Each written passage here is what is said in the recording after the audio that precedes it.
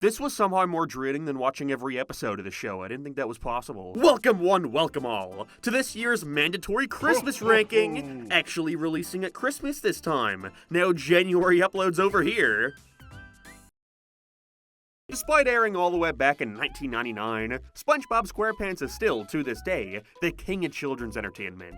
A simple concept created by a guy who just so happened to have an affinity for the ocean and the creatures who inhabit it, has now spun off into 6 movies, 2 spin-offs, and nearly 700 individual episodes. That's insanity. But this video isn't about that. Talking about every episode of SpongeBob would take me like 7 or 8 hours. Ain't nobody got time for that. Instead, I want to talk about the other way in which SpongeBob has dominated our TV screens for the past 25 years. Video games. I think SpongeBob has more video games than any other show out there, and it's easy to see why. The colorful characters, the vast ocean to explore with countless memorable locations, as well as the less grounded tone of the show, opening things up for SpongeBob to go on some truly epic adventures. You know, you can have a SpongeBob episode where his biggest threat is a school bully, and others where he's summoning an all-powerful evil ghost who wants to torture the residents of Bikini Bottom. Somehow the bully's more scary. There's countless potential for SpongeBob video games, and the popularity of the franchise ensures they'll at least be a moderate success. People will buy anything with SpongeBob's face on it. Anything. And surprisingly, they're still making them. Video games, not digital thermometers. It's kinda crazy considering all most shows get nowadays are crappy mobile apps. Yet the latest SpongeBob game released on consoles, like a month ago. Damn. Now I'm very familiar with SpongeBob's jump into gaming. I grew up with these. Like, a lot of these games. In fact, out of the selection of games we're going to be looking at today, I grew up owning 11 of them. That's roughly half.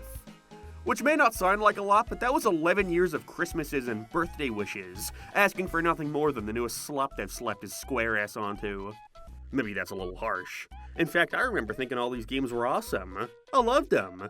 But it's hard to deny the poor reputation licensed games have, usually being seen as nothing more than half-baked shit. But surely they're not all bad, right?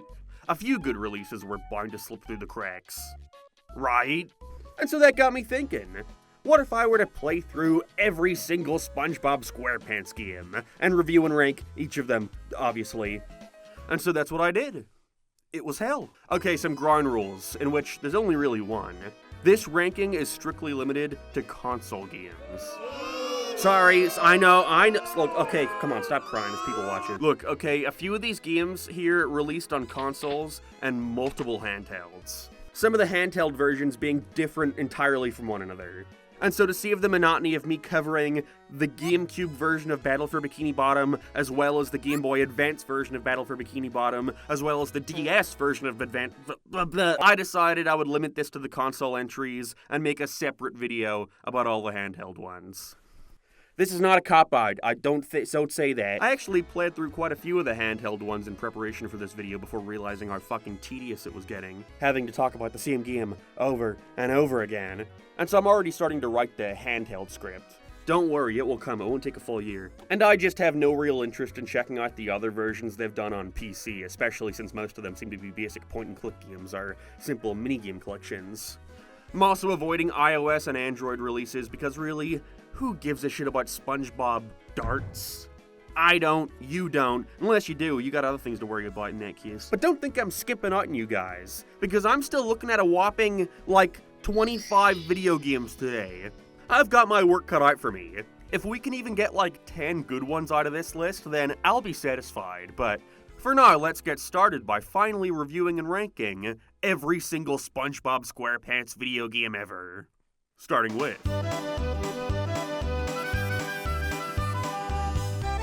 Robin Clay plushes available for a limited time on Nickship.com. These high-quality plushies also come with cool detachable items. Might be time to let that one go, Rob. And Clay, you need help, okay? You're sick. Find a meeting. We need to sell 200 of each plush in the next 3 weeks to put them into production, or else they'll be going in the wood chipper. And if they manage to do well, we can also look into making plushes of some of the secondary cast, like Roy or Angie. So be sure to head on over to Makeshift.com and get yourself a Robin Clay plush today, before they're gone for good. Now, SpongeBob SquarePants Supersponge was not the first SpongeBob game to release. Instead, that title would go to Legend of the Lost Spatula for Game Boy Color. God, isn't it crazy to think SpongeBob is so old he could get a release on the fucking Game Boy? And I mean, if we really want to be nitpicky, we could bring up Nicktoons Racing, which came out the year prior. Honestly, it's crazy to think of a time when SpongeBob would be tossed into the corner of a release like this, when he almost immediately started taking over as much box art real estate as possible. Also, if you're wondering if I'll be covering the Nicktoons crossover games, then it really comes down to the technicalities. For example, I normally wouldn't cover something like Nicktoons Movin, since it's a Nicktoons game, obviously. But if you weren't aware, in Europe, where I grew up, this game was instead called SpongeBob SquarePants Movin' with Friends, which is a much more annoying title to say. But hey, it's got SpongeBob in the name, so I guess I gotta con it. Whereas in comparison, in PAL regions, Nicktoons Party Blast was named Nicktoons Party Blast. So I don't gotta play it, thank Christ. Also, yes, this does mean I will be covering all the Nicktoons crossover saga again, but it's been like 6 years. 6 long years. My brain has been fried from years of, well, this. I don't remember what I had for dinner last night, never mind what I said about Nicktoons Attack of the Toybots half a decade ago. I think it's time for a good refresher. Just a few months after Legend of the Lost Spatula, though, 2001's Supersponge came out for PlayStation 1 and 2. Not much fanfare. Sure, it sold well, enough to get a greatest hits variant at the very least. Although that's not to say much about its middling reception. This is one of the SpongeBob games I missed out on growing up. Let's hope I was lucky. And if to instantly give me my answer, the game opens with this movie maker-ass intro. I kinda love this. I can't believe they actually put it in the game.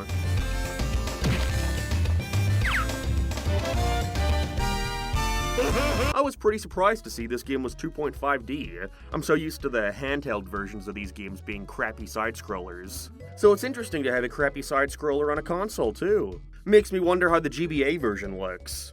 I know, I could just look it up, but that's for the next video, so I won't. You'll get my 100% genuine reaction. I bet I'll fucking flip a table. I just looked it up, it's okay. Story for this game sees SpongeBob seek out the best present ever for Patrick's birthday party, seeking out an autograph from Mermaid Man and Barnacle Boy. And so it's up to him to help them with their various tasks in order to get one. I actually didn't pay attention to the story during my playthrough because why the fuck would I? And so I was really confused when I got a game over and was met with this. Where is everybody? SpongeBob! Squidward! That is my birthday. Was everybody forgotten? Nobody loves me. Although now knowing the context makes it even funnier as Patrick sits around SpongeBob's house waiting for him to return, not realizing he's dead in a fucking ditch somewhere. Let's just address the elephant in the room. This game looks fucking ugly. All the backgrounds and characters are made out of 2D pixel art, whereas the train you're actually platforming on is 3D, creating this really unique look. And it's interesting because it doesn't not work, it's just held back by a complete lack of consistency. Some characters, like Mermaid Man and Barnacle Boy, are nothing more than lifeless traces of their model sheets from the cartoon. SpongeBob is way too three-dimensional and has this constant lifeless expression, which I would find a little charming if he didn't stand out so much against the rest of the characters. And worst of all are the enemies. Like, some of the first you meet are these hideous slug things. Like, what the fuck is that? This is meant to be the Goomba of your game? It's just flat out ugly. I think I'd appreciate this look back more to a time in which SpongeBob's world was less defined, if it didn't look so bad. There's only a couple boss fights in this game, but I'm sure they could have come up with something better than Subshark or Iron Dog Fist. I mean, what? The game consists of 5 chapters, each containing 3 levels and a boss fight, like the aforementioned Iron Dog Fist. Honestly, if there were any way I could describe this game, it's that it's like a mix between the platforming of Mario with the mechanics of Sonic. On the surface, it's a very bog-standard 2D platformer. You can run, jump, and use your jellyfishing net to capture them flying around. The only other mechanics come in the form of these equipable items you can find throughout the levels, like a balloon that allows you to reach greater heights, or a reef blower you can use to suck in debris and destroy walls.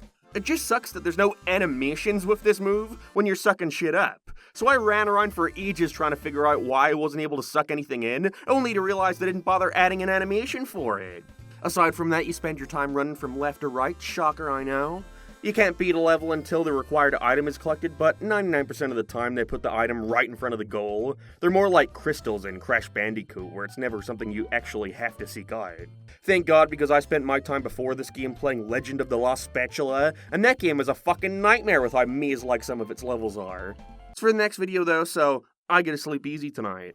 The reason I mentioned Sonic earlier though was in regards to how this game handles your health. You spend each level collecting these golden spatulas, and they keep a tally of how many you've collected on the level select, but as far as I'm aware, it doesn't really go towards anything important. God, I'd hope not, as when you get hit, they fly audio like Sonic's rings. It's a helpful feature. As long as you have one golden spatula, you'll be safe, but it has the unfortunate consequence of mitigating a lot of the challenges there could be in these levels. The design is pretty basic for the most part. The only real challenge you gotta worry about are the enemies. And even then, you can just plow through them, make sure you collect back your one spatula, and use your invincibility frames to get through the rest of them. The game is very easy in general. Before every boss they tell you exactly how to beat them, like the first world's boss against the king jellyfish letting you know, perhaps it's scared of jellyfish, like how the fuck does that work? And even then, if you do die, you just respawn with its health the exact same as when you died. There's no challenge whatsoever. And so I powered through this thing in like 2 hours. It was not tough at all. 23-year-old beats BB game? Yeah, not much of a challenge for me, man. There are some cooler aspects to it. I appreciate them having full voice acting. They didn't have to do that. But for each solid aspect, it's brought down by a flurry of things that confuse me. Like, it's cool to see Man Ray in here as an enemy, but why are there like 50 of them throughout the stage? There's only one Man Ray in the cartoon. Boy, I sure hope somebody got fired for that blunder. I find it interesting that the final level of this game is this industrialized version of Jellyfish Fields. Again, a lot of Sonic parallels going on here. But then all of it culminates in a boss fight against the Iron Dog Fist. Yeah, that's right, this guy's the final boss. This definitely isn't a bad game, not at all. It's not long enough to get annoying. I think its ugly visuals made me believe it would be some terrible experience, but I don't know, there's fun to be had. Not a lot of it, but fun nonetheless. This SpongeBob game is most often forgotten. I feel like it being a 2D game on a console makes some overlook it, especially when compared to some of SpongeBob's bigger adventures on the gaming scene.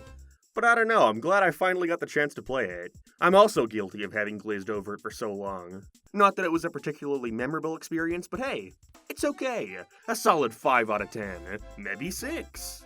And in the world of licensed games, that may as well be a Game of the Year contender.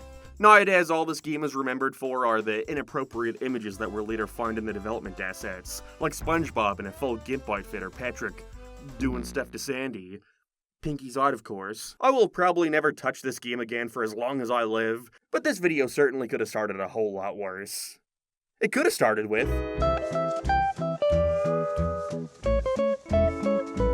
Revenge of the Flying Dutchman is quite possibly the most well-known SpongeBob game to come before. Well, that one, we all know what it is. Developed by Big Sky Interactive and released in 2002. It was the SpongeBob game to take the world and characters into 3D. I always wanted this one as a kid. I mean, the trailers made it look awesome.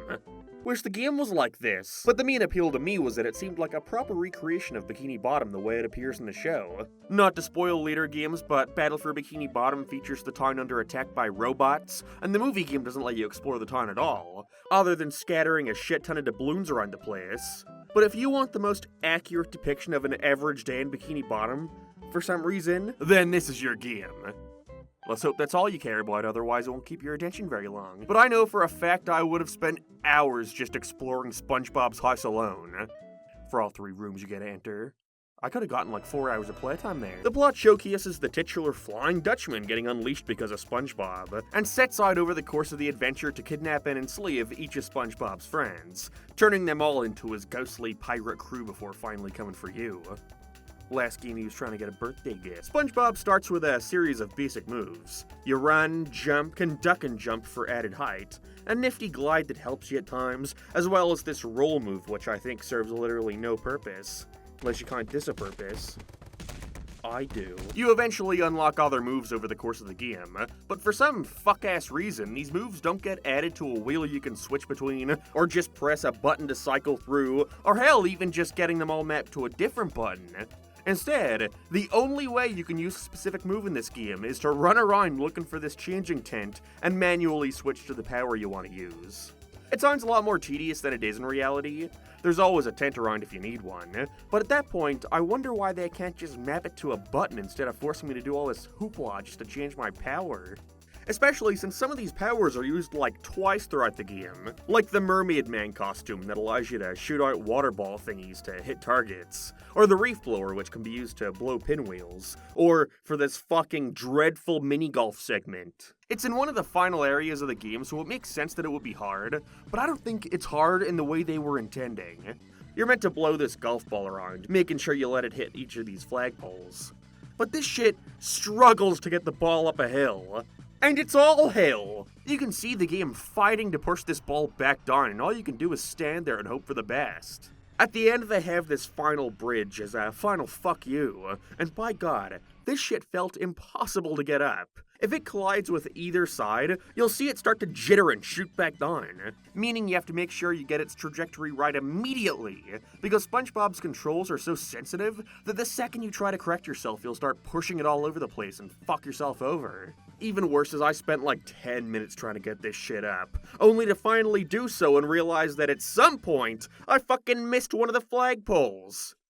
I was so brain dead during this segment that I forgot the whole point of it, and so I had to re-enter the area and do it all over again. Other than that, we have the handy jellyfishing gear, easily the power you'll find yourself using the most to collect jellyfish. Saying all that, I did not know what the fuck I was meant to do in this game. And let me say, they probably told me what to do, but I was like, watching TV or something, I don't know. So I'm not knocking the game for this. Unless they didn't tell me what to do, in which case, fuck this game, I'm awesome. You eventually learn that you have to collect 7 of the Dutchman's treasures, perfectly coinciding with the amount of worlds you can explore in the game. How do you find them? Beats me. I mean, I know now, obviously, I beat the thing. But when you enter a world, it'll generally give you a short list of mandatory objectives to complete, like helping Mr. Krabs deliver food to customers or repair Sandy's tree dome. But once you've done them, all you're given is a letter tile, each world having enough to spell out SpongeBob. But other than that, nothing. Move on to the next one and do the same. It wasn't until I decided I had no idea what I was meant to do that I went back and figured I'd collect each of the SpongeBob tokens, like I have nothing else fucking going on. I was hoping for some kind of reward like bonus content or some shit, only to be brought inside SpongeBob's head, where I had to do some fucking tile puzzle, completing which shows you the location of the Dutchman's treasure. And it's not like the treasure is there the whole time, like you could find it without the map. It only appears after collecting each of these tiles. And so, then I realized, oh god, I gotta go back to each previous level and do this shit? That may seem obvious to those ROTFD connoisseurs in my audience. But from my perspective, I don't know, I thought it was like collecting the Kong tiles in Donkey Kong Country. I didn't know this shit was the whole game. Thankfully for me, they give you this to-do list, which typically spells out exactly how to find each tile, which I genuinely appreciate. But I don't know, the act of getting half of them amounted to simply seeing it in the distance, walking over, and collecting it. Not much challenge. And I don't mean not much challenge like it wasn't hard because, well, SpongeBob game, no duh, can't expect too much. But there was no challenge, period, for like half of them. Then you have others like standing on top of Sandy's hamster wheel, in which all you gotta do is stay on it for a minute straight.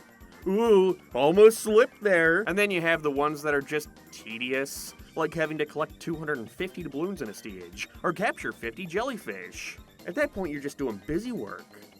The game takes a lot of cues from Mario 64 in that regard. Can you believe that game was only 6 years old when this was released?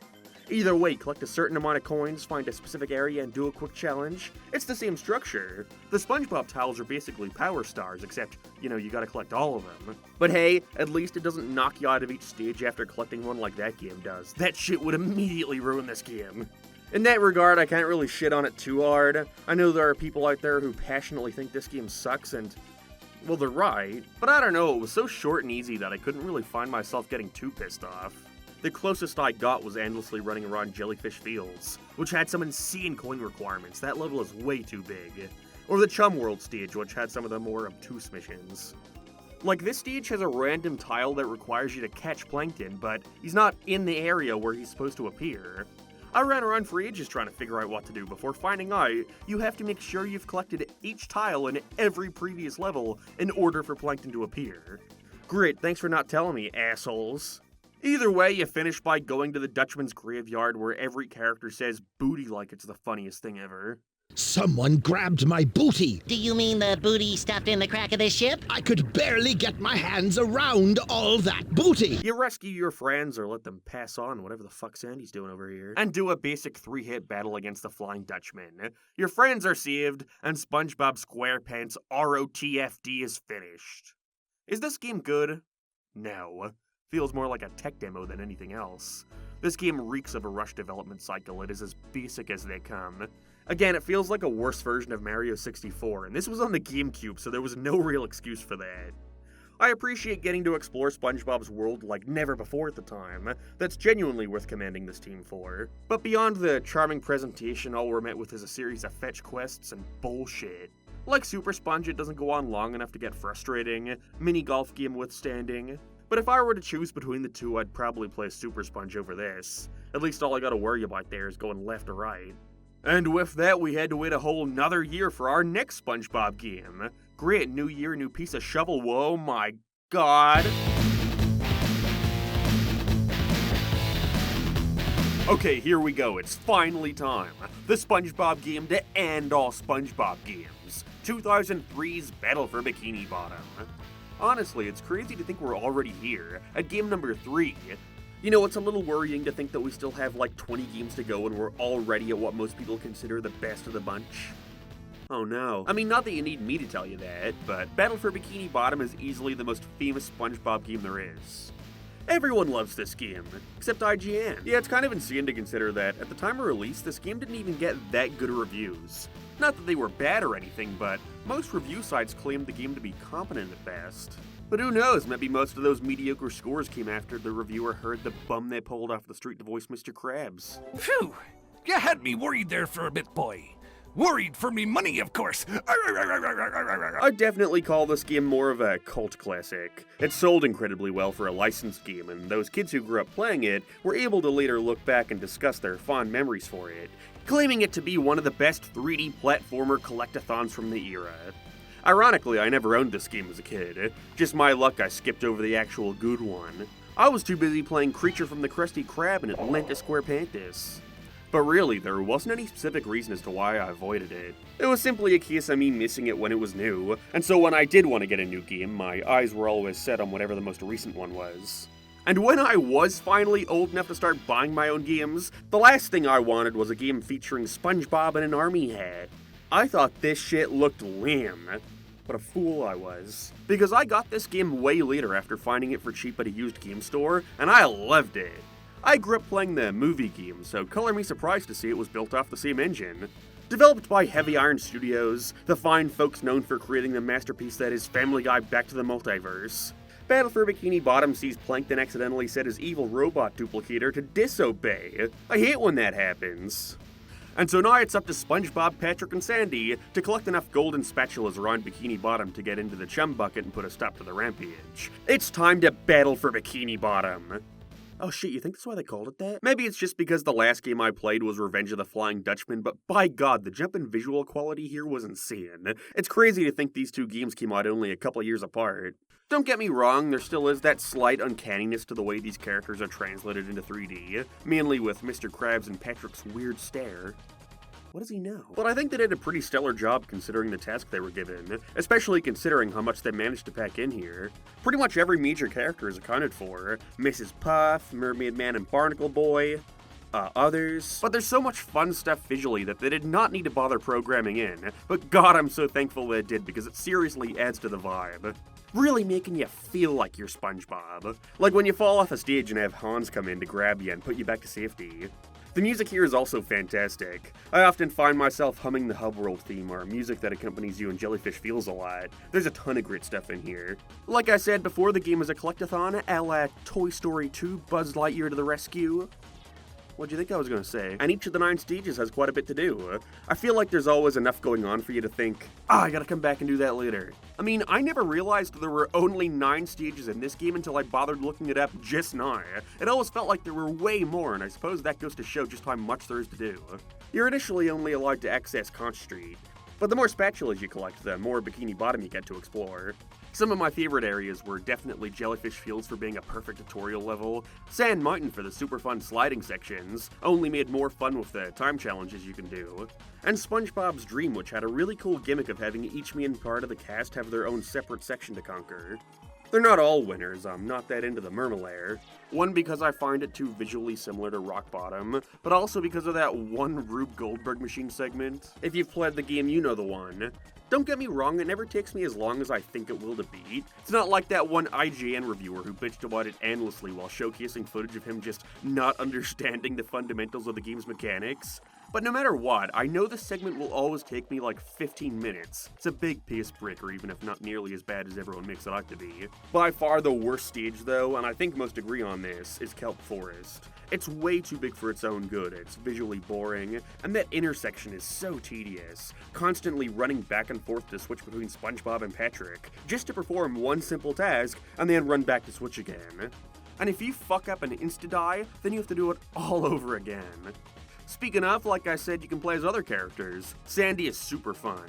She doesn't really have much to do story-wise. She's not around for the opening cutscene or anything and just kind of shows up and is suddenly playable. But she's great. She can attack enemies in the air and has this handy lasso grab to take care enemies from a distance. But by far her most fun move is being able to lasso onto these Texas symbols and swing from one to the other. I hate in games that have a grapple move where you're not allowed to freely fuck with the physics of it, and this is the perfect example of why.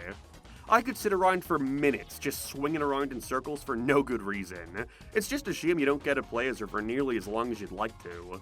Parick gets it the worst. He's far from bad, but he has the worst combat.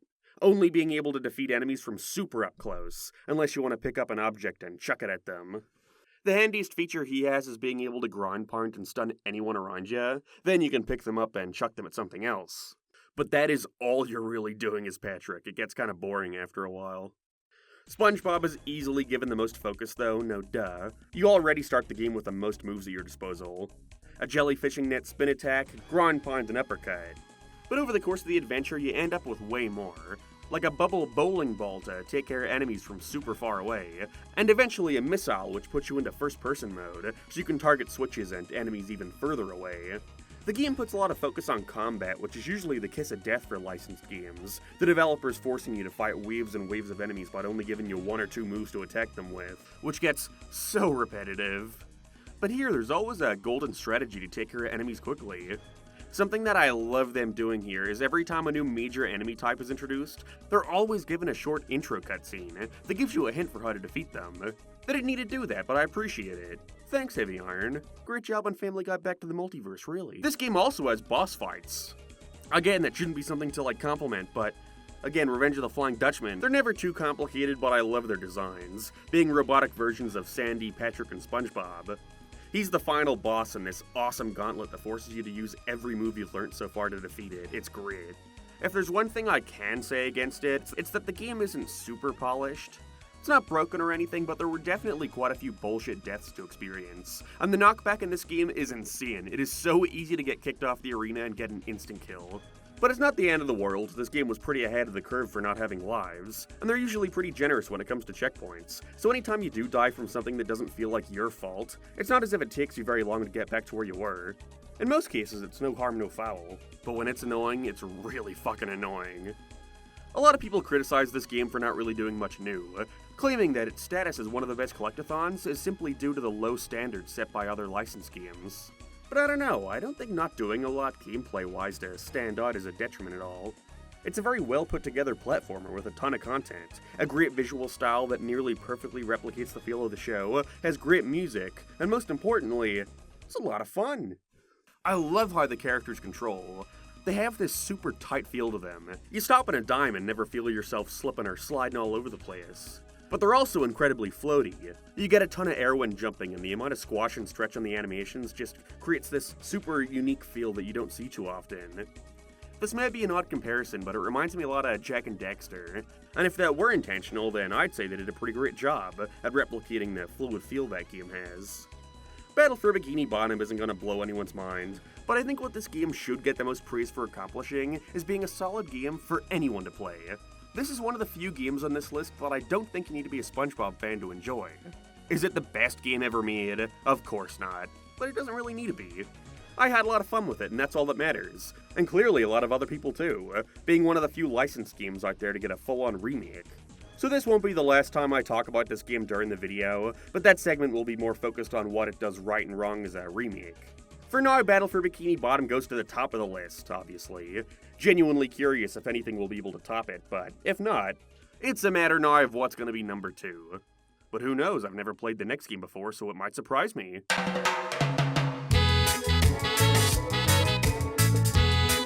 Okay, well this isn't fair. Our first Nicktoons game, it counts, sadly. Also, sadly, I don't really have much to say about this one. See, SpongeBob SquarePants Movin' with Friends was to be played using the PlayStation 2 iToy, a device that was meant to capitalize on the growing desire for folks to put themselves in the games they play. Too bad the technology wasn't there yet. This shit took me forever to set up. I have a PS2 and iToy laying around somewhere, but I have no way to capture it. And so I settled on emulating the game because, surprisingly, you can use just about any old webcam and have it work. Well, about as well as it worked on the PS2. I always wanted one of these growing up, purely to play Sega Superstars, but in retrospect, I'm glad I skipped it because there's not really anything worth playing, at least not worth making a fool out of yourself to play. This, like a lot of iToy games, is a minigame collection based around SpongeBob, Fairly OddParents, Danny Phantom, Jimmy Neutron, and Rocket Power, which I guess was popular at the time. For some reason, despite me initially standing perfectly in the area it wanted me to, I could only get it to work if I stood super close to the camera. I figured this is a SpongeBob video, so I may as well focus on the SpongeBob games. There are some other fun ones in here, but honestly nothing worth playing a second time. Each game is relatively short, only lasting a minute or two, and there's only 4 of them to talk about, so I apologize that I don't really have a ton to say. First up is bowling, kinda charming that each game starts with a short clip from each show, but all you're really in control of here is the spin of the ball. It shoots forward in a random direction and you gotta slowly veer it left or right, not much to it. I was kinda epic at this one though, not gonna lie. Next up we have a matching game. Took me fucking forever to figure out how this one worked, because the menus wouldn't let me scroll through the instructions. Basically, you just have to grab one item and then grab a clone of it, but the game for some reason would only register me touching it if I shot my hands forward. This one was just kinda tedious. The pieces are so small and my hands have to be so close to the camera that it makes it so hard to aim.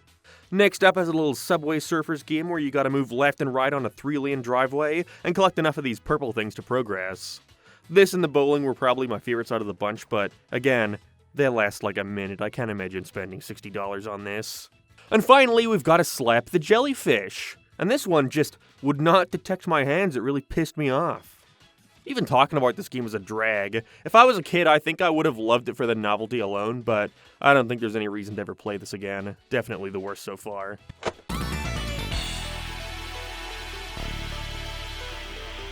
This game was my shit back in the day. I played this thing till the disc got scratched to hell and back and wouldn't work anymore. Never beat it, somehow. I kinda wouldn't, read what I was meant to do, run around for hours, and then just turn it off and try again another day. Okay, I'm realizing I really haven't changed that much. But either way, if there were a SpongeBob game I would have considered my favorite before this video, it would be this one. This was one of the first games I ever got to call my own. Shortly after my dad got me a PS2 Slim, I walked into my local game, RIP, and picked out this. The SpongeBob SquarePants movie game. You Americans out there may be surprised at this cover, but that's right, we got the actual movie poster for our tie-in game. Jealous much? Obviously, if I had known about Battle for Bikini Bottom, I probably would have enjoyed that more, but this kept me more than satisfied. And it'll be interesting to get to compare the two now that I've played them back to back. No, I'll never be able to get over these cutscenes. I feel like I've mentioned them at least once a year in various videos, but if there were any indication as to how rushed this game must have been, it's gotta be with its story. Basically, it tells an abridged version of the movie, and with these kind of games, you can expect one or two approaches. 1. Cutscenes that use the in-game engine that aims to recreate moments from the movie. Or 2.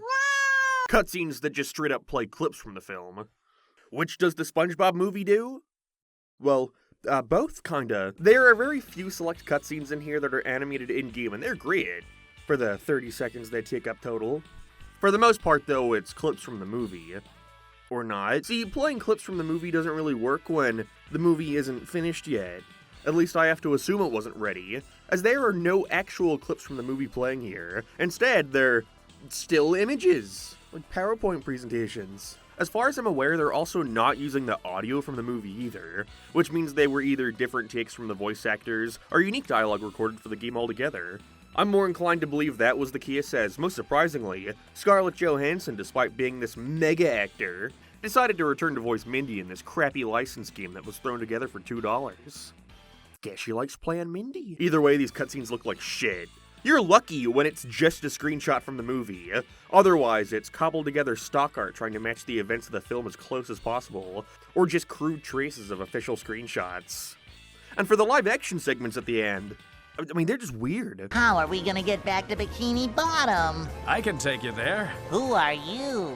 I'm not a lifeguard, but I play one on TV. Hooray! Although, the game did come out an entire month before the film did, so maybe they did this to avoid sharing fully animated sequences of their movie, it hasn't come out yet. But that still wouldn't explain why some stills are ripped from the movie, and others are nothing more than stock art putting on a puppet show. The gameplay is what matters most. If I want to watch the SpongeBob movie, I could just watch the SpongeBob movie. And so how did they handle this sequel to Battle for Bikini Bottom under such strict development time? Well, firstly, they've completely dropped the open worlds, instead opting for much more linear stages, where your main objective is to get from point A to point B to get a goober token, and then move on. That doesn't mean there aren't other secondary objectives. The SpongeBob's Dream segments from the last game make a return as optional segments to transport to. There are these rolling ball arenas, enemy waves to defeat, as well as random tokens scattered throughout each stage. You usually need to come back here after acquiring a later power-up. Given her lack of presence in the film, Sandy is nowhere to be seen. But honestly, given the length of this game, I don't really think she's needed. They just give her swinging ability to Parick, so not much is lost. One aspect I really enjoy is the upgrade system. See, throughout levels you can collect these dumbbells. Collect enough and you can upgrade SpongeBob or Parick, whether it be with their health or powering up their extra moves. For example, SpongeBob's uppercut returns, but now you can have it so it attaches to the enemy and blows up, taking out others nearby, or possibly my favorite, allowing you to hold down the throw button to have Parick chuck shit way further. It's small, but it's stuff like this which makes the game feel like there's some sort of progression, because, again, this shit is short. To break up the platforming here, there are 2 other gameplay styles seen, both of which take up just as much time as the regular stages. The first has you driving around a course in the Petty Wagon. They're not awful, but I always saw these as being the weakest of the bunch. It's just kind of mindless. I mainly just liked how the Petty would rot more if you got hit, so as a kid I would just destroy it over and over again, trying to have any kind of fun I could in these levels. Wouldn't be so bad if you just had to do them one time, but for reasons I'll get into later, you'll need to play each of these like 3 times over. Other than that, we have sliding stages, very similar to the ones present in Sand Mountain from Battle for Bikini Bottom. They're all pretty different though. In one you're riding through the monster trench, in another you're on top of Neptune's crown, or most bizarrely traveling through the mountains in a bathtub. Not sure when that happened. Makes me wonder if this was a cut segment from the film, or if they were just given the freedom to do whatever the hell they wanted. They go on for a bit too long, like 4 to 5 minutes, which, again, wouldn't be awful if it weren't for one thing. Grinding. See, because this game is so short, they had to find some way to extend playtime, and while there are some bonuses you can get like extra costumes or concept art of Parick in a gimp suit, why the fuck is this so common? The main thing they do to keep you around is lock future stages behind the amount of goober tokens you've collected. At first it starts off fair enough. Go back and get 1 token or 2. It's weird they'll load you into the level just to tell you to fuck off and come back later. But by the final couple stages of this game, I was having to go back and get like 7 more of these things. And as a kid, I just couldn't do it. The level where you're meant to get a certain amount of tokens to unlock Parick's throwing ability, that's where the game stopped for me. I'd be forced to go back and replay the sliding and driving stages, but I just couldn't do some of them. I'm like 6 years old, you're telling me if I get 5 minutes into this and die, I gotta do it again? Let's fucking play B-Movie instead. Eventually, I'd collected just about every extra token I could in the platforming stages, and most of them aren't too bad, just a short 5-minute detour, if even. By far the most challenging one had to be this segment with SpongeBob's missile in the junkyard stage. This shit just goes on forever with no end in sight. It is so stressful. This level was not designed for you to traverse this missile around without it touching anything. If it even so much as grazes past a wall, then you have to do it all over again. I think I spent like 30 minutes on this one challenge. It was brutal. Like I said, I had all the platforming tokens collected, but still needed so many more. Which means, I have to replay all those racing and sliding levels over again. The challenge that bored me to death as a kid. You get different tokens in these by beating it with different requirements, like get through before the time runs out, or go through rings before they disappear, or...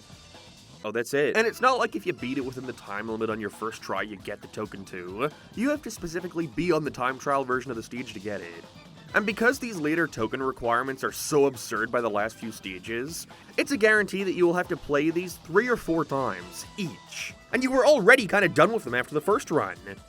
Tedious. Now, despite all that bitching, I still think this game is fun. I like it. It at least ends on a high note with a cool boss fight against King Nicktoon that actually plays Goofy Goober Rock. I was not expecting that. Sure, it's hard not to see its obvious limitations as a result of rushed development, but I think it's a testament that Heavy Iron managed to make something solid despite those restrictions. I'd much rather they aim low and succeed than shoot for the stars and flop on their ass. Most importantly, I think it's worth checking out if you enjoyed Battle for Bikini Bottom. It offers enough differences to be worthy of not being forgotten. And today, with it being based off the adventure scene in the movie, it means we have a bit more level variety compared to the average SpongeBob game. Its worlds are much different and darker than Jellyfish Fields and Downtown Bikini Bottom for the millionth time.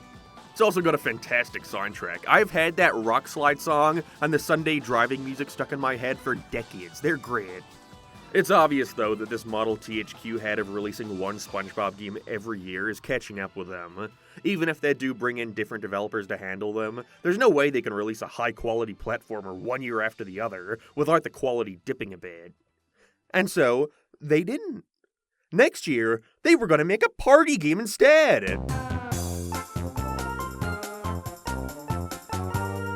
Alright, this is the first game I'm looking at today that I know next to nothing about. All I remember hearing is that it's apparently pretty good. I do not agree with this assessment. 2005's Lights Camera Pants, developed by THQ Australia. I briefly alluded to it not long ago, but during this time SpongeBob's video game rights were being licensed by THQ, the kings of Nickelodeon licensed games. They definitely took advantage of owning the video game rights to the most popular cartoon at the time. For every one Fairly OddParents or Danny Phantom game, we'd get at least 5 Bobs to make up for it.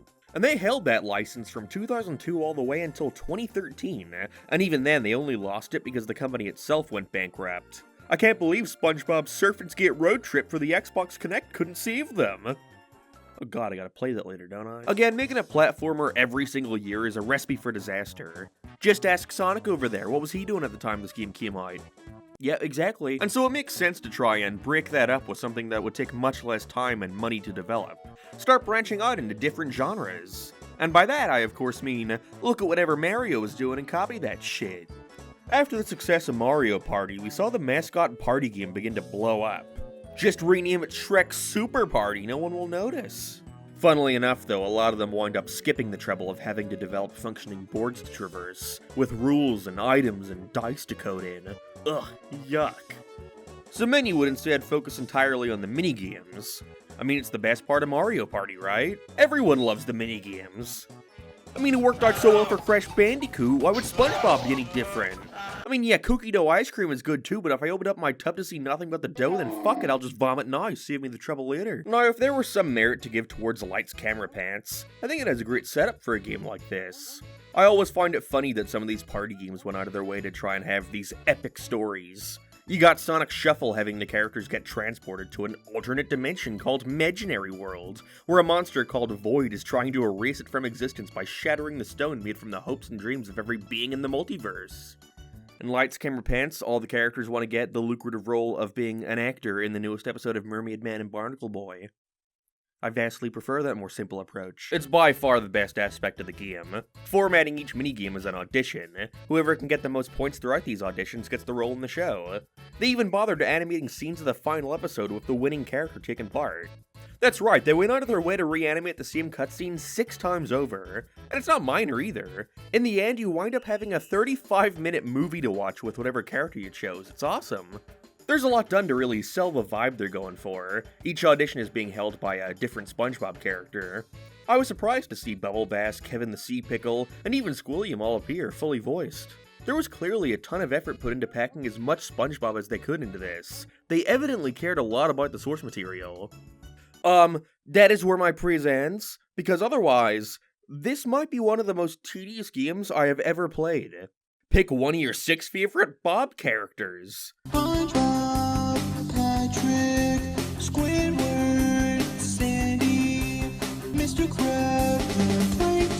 You're also given the choice of selecting your 3 opponents, as well as their difficulty.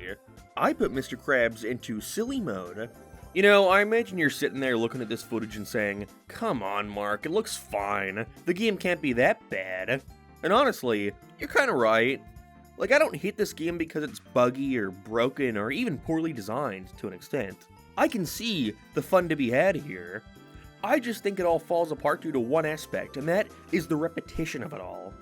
Game works like this: play an audition, get a certain amount of stars based on how well you performed, move on to the next to get more stars, and first one to pass a certain threshold wins the tournament. Seems easy enough. Too bad the minigames suck. The entire game is framed around playing these fucking dreadful minigames, most of which consist of a gameplay loop that lasts around, I don't know, 10 seconds. I play that shit for 3 minutes. Which doesn't even sound that bad now that I'm saying it aloud, but I assure you, those 3 minutes feel like a fucking eternity with some of these. They feel like they go on forever, and who wins just depends on who's furthest ahead after the first minute. And that's not to say that having basic minigames is an issue. Again, just look at Mario Party. But they were at least smart enough to keep that shit short. Like, imagine the Mario Party minigame where you're jumping up the beanstalk to see who can get highest, or the one where you have to whack more Monty moles than your opponents. Both very simple minigames, and because of that, Nintendo knew to keep them quick. Those games last 30 seconds. 30! And because of that, they are short, sweet, and fun. Do not overstay their welcome. Now I imagine having to play those games for 6 times as long. At a certain point you just lose interest, there's nothing to them. Prepare orders for customers, drive through the course, play Flappy Bird. They're all just so tedious. Why did they make them so long? I can't imagine there wasn't one person on the team who felt this way. Is it because of the lack of a board? They thought it would be too short and people would feel shortchanged? It's a party game, it's meant to be played with friends. Who cares how short it is? Because now, even if I did want to play with friends, which I don't, I couldn't think of a single minigame I would want to pick. Not because none of them can be fun, but because each and every single one outstays its welcome tenfold. And don't even get me started on the AI. So remember when I decided to put Mr. Krabs into silly mode? Well, to balance it out, I also set Plankton to the hardest difficulty. That was stupid of me, because in so many games, I witnessed Plankton completely dominate us. This one where you have to ride on a unicycle and blow your opponents off the arena for points? Near impossible against a CPU on the hardest difficulty. Look at this, how is he that far ahead? Well, that's what the balance is for, right? You have a really hard opponent, but also a really easy one. Sorry, a silly one. That's what I thought! See, something they really like doing in this game is the 2v2, in which you're paired with one of the CPUs at random. And if you get the 1 in 3 chance of being paired with the easy CPU, then you may as well quit and restart because you have no hope in winning with this silly asshole by your side. Sometimes you get lucky and are paired with the hardest opponent, but now we basically have the opposite problem. It's a guaranteed win. And now I have to spend the next 3 minutes tediously performing the same task over and over again in order to win a minigame that isn't even a contest. The one saving grace here is that you don't need to be first in every minigame to win. Again, you just need to reach the point requirement. But that means I'm putting whether or not I have to replay all this shit in the hands of the game not pairing me with a bad CPU. You're not silly, you're fucking me over! That's not to mention, in Mario Party, they were smart to make the reward the same for every minigame. If you win, you get 10 fucking coins. But here, it all fluctuates on how well you performed in that minigame. If I beat a minigame with 100 points, I will get more stars than if I beat it with 80 points. Which means all the CPU has to do is find one minigame to fucking kill us in, and then he wins the overall tournament. Even though I won more minigames overall than him. It's fucking stupid. I hate this game, I really do. I know it's fairly well liked, so I imagine this will probably be my first hot take of the video, but I don't care that you have a pleasant memory of playing this with your sister at grandma's house when you were 4 years old. Take that pleasant memory and shove it, because I think this game sucks, and the fact that you like it means that you probably suck too. Look, okay, I'm sorry, that was uncalled for. You don't suck. You're awesome. Look, tell your friends at school I said so. But if you ever wanted to kidnap and torture me, I mean, there's gotta be at least one of you, right? All you gotta do is strap me down and force me to beat this shit again. I guarantee I will have a bullet to my brain before seeing those credits. I am happy to know I never have to touch this game again for as long as I live. This shit is going at the bottom of the ranking, easy. And it's a shame, as there's lots of good here. There's just a lot of stupid design decisions that bring the whole thing down, and I just can't look past them. Fuck this game. Lights, camera, pants, more like stupid, shitty pants. Just cut to the... SpongeBob and Friends Unite. It counts. It has SpongeBob in the name. Stupid. Look, I've played this game more times than I can count. I would not be forcing myself to go through it again if I didn't feel like I had to. Now, that's not to say I've beat it countless times. I'd say that number is closer to 6 or 7. I was super young when I got this game, too young to know how memory cards work. And so I would beat the first level, turn it off, take my memory card out for some reason, and then never question why I suddenly have to restart from the beginning again. I didn't care. I loved this game. I mean, how could you not? It's all your favorite Nicktoons characters. 4 of them at least. Battling off against the syndicate of Nicktoons villains. 4 of them at least. While exploring each of their respective worlds. You guessed it, 3 of them. Yeah, if there's something that gets ever more obvious with every playthrough, I for some reason give this game, it's that this shit was rushed. I mean, again, the whole point of the game is to go through each of the characters' worlds, all except Jimmy Neutron, who gets seriously shafted in this game. I've never found a reason to play as him aside from the 1 or 2 mandatory segments. You can find screenshots showcasing an early version of a Retroville level that had been scrapped from the final game, although I'm at least glad they got to reuse whatever was completed of it for the level. The back of the box art makes this game look awesome. Power up special weapons. Battle powerful enemies. It's good versus evil where only one set of Nicktoons will prevail. Then you play it and it's like... Some help here, guy? Still, though, we'll never not find the idea cool. Professor Calamitous has combined the forces of himself, the mad scientist, Vlad Plasmius, an evil billionaire vampire, Mr. Crocker, a schoolteacher, and Plankton, a piece of plankton. They've joined forces at last to create a doomsday device that will destroy all their worlds, but they also want to take over all their worlds, so I don't know how that's gonna work. Never fear though, as Jimmy Neutron, boy genius, has his own interdimensional portal. And so he's calling the only people who can stop the multiverse from complete destruction. A 14-year-old ghost boy, 2 10-year-olds, and a sponge. Also, 4 measly levels may not sound like a lot, but fucking hell do they drag on, most taking around an hour to beat. I think out of the 4 Nicktoons games, this one is by far the longest. It's just a shame that it's also the most mechanically simple. So you control the team as a unit, unite. Everyone has their own health bar that stays in effect when you're not playing as them. If a character dies while you're not playing them, you still lose a life. I remember this being really annoying as a kid, getting game overs because of your teammates, but in retrospect, it's not hard at all to just switch between the leader with the D-pad and find some health pickup. They're everywhere. Everyone can jump, grind, pound, activate a shield you'll forget exists immediately, as well as a series of special power-ups you gain throughout the course of the adventure. Most of them are fairly situational, like Cleft the Boy Chin Wonder being able to rotate wheels, or SpongeBob summoning Doodlebob to lure enemies to switches. I think he used this one like 3 times throughout the entire game. But others are a bit more fun to work with, like Timmy freezing enemies, or Danny being able to overshadow them to allow you to take control.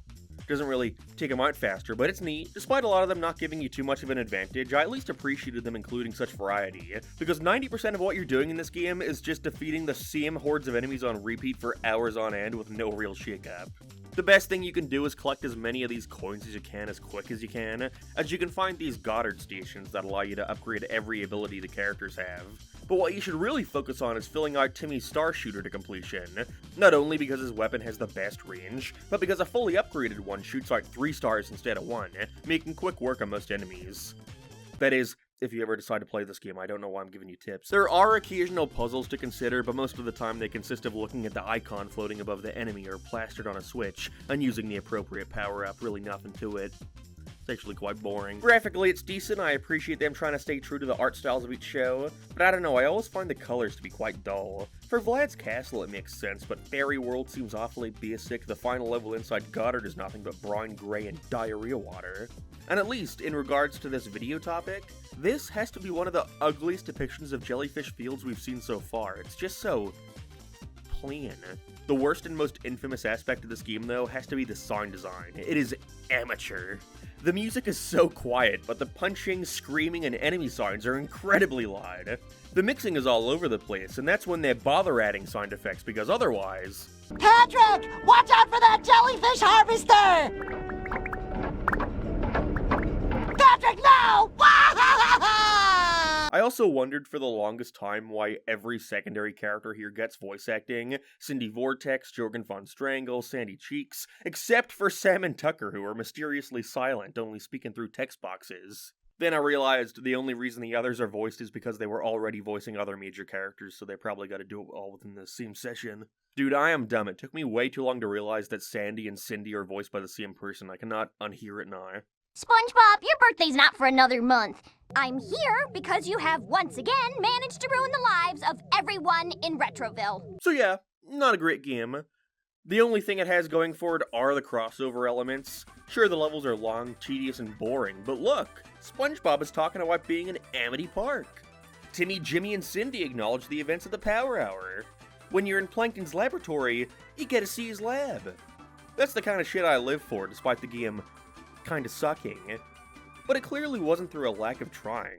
This thing is filled with references to each respective show. Even the loading screens being unique to each dimension is so fun, you know, they didn't have to do that. I wish I could live in a world where this game was actually given the time and budget to be a great multiplayer puzzle platformer, but unfortunately, that world would have never existed.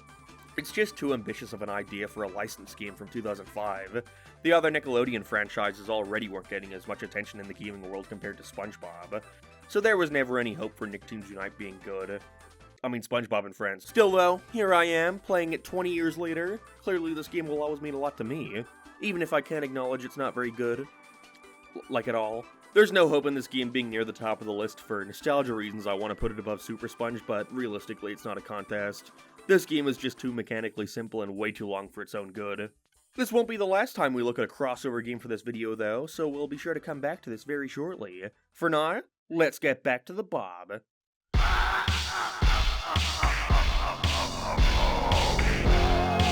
2006's Creature from the Krusty Krab, one of the weirdest games on this list. And not just because Nintendo for some reason specifically asked THQ if they would release it for the Wii as one of their launch titles. This was apparently such a big deal that Nintendo themselves had to announce it during their E3 conference. And THQ's SpongeBob also gets the makeover he's always longed for with freehand control. Oh, brother, this guy stinks! Funnily enough, I'd argue the Wii version is easily the worst, due to developers Blitz Games being forced to insert unnecessary motion controls into it. It's always going to be a disaster in a game that was not built for it. It also doesn't seem like the smartest business move to promote your newest console with a game that is also coming out for your previous console. That's right, it also came out for the GameCube and looks virtually the exact same. But I have to play the Wii version! How else am I gonna exercise? With the rate they were pumping these things out, THQ had to hand the license off to more and more developers, with Creature from the Krusty Krab being tackled by the same guys who had made the Fairly OddParents games. You know, I've never actually played those for more than an hour or two. Maybe I should make a follow-up video going over them. All two of them. I'm surprised the conversation never arose of them maybe pumping these out a little too fast for the average fan to keep up with.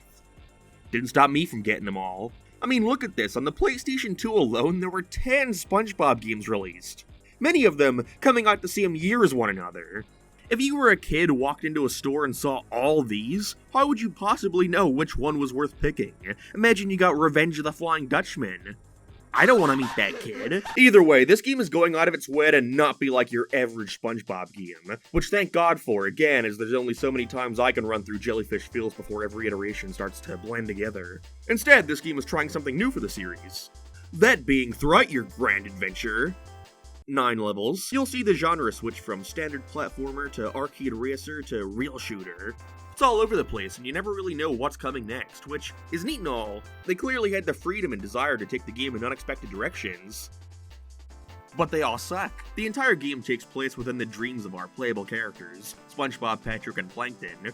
You switch from one to the other over the course of the game, so for simplicity I'll just recap each character's adventure individually. Be prepared. It's not that deep. SpongeBob dreams of himself in this Ed Roth, Rat Fink-inspired version of Bikini Bottom. I always loved the way this level looked, even if I can't acknowledge the roughness to it all. He's gotta race other characters, race in a very loose sense of the word, before realizing he doesn't even have a license. Now he's gotta roam the town seeking one out as it continuously hops out of reach. Upon getting it though, he almost immediately drives off a cliff and inside the mouth of an Alaskan bullworm, where he then has to, along with the help of Old Man Jenkins, build a plane to shoot himself out of there. It always pissed me off as a kid that this was not the same Old Man Jenkins that was in the show. That, genuinely made me mad. In Patrick's dream, he dons his superhero alter ego, Starfish Man. Here he must save the starfish-filled town by catching and defeating the evil, dreaded Parick. I fucking love this guy's design, by the way. His stupid toupee and Peter Griffin chin. This guy was wasted on such a crappy video game. Just when he thinks the day is about to be saved, Starfish Man is tricked by the dreaded Parick, getting strapped onto a rocket and shot off into space, where he continues on his journey of defeating this treacherous villain. Meanwhile, Plankton is dreaming of a device that will allow him to grow into a monstrous size, which he plans on using to naturally destroy Bikini Bottom.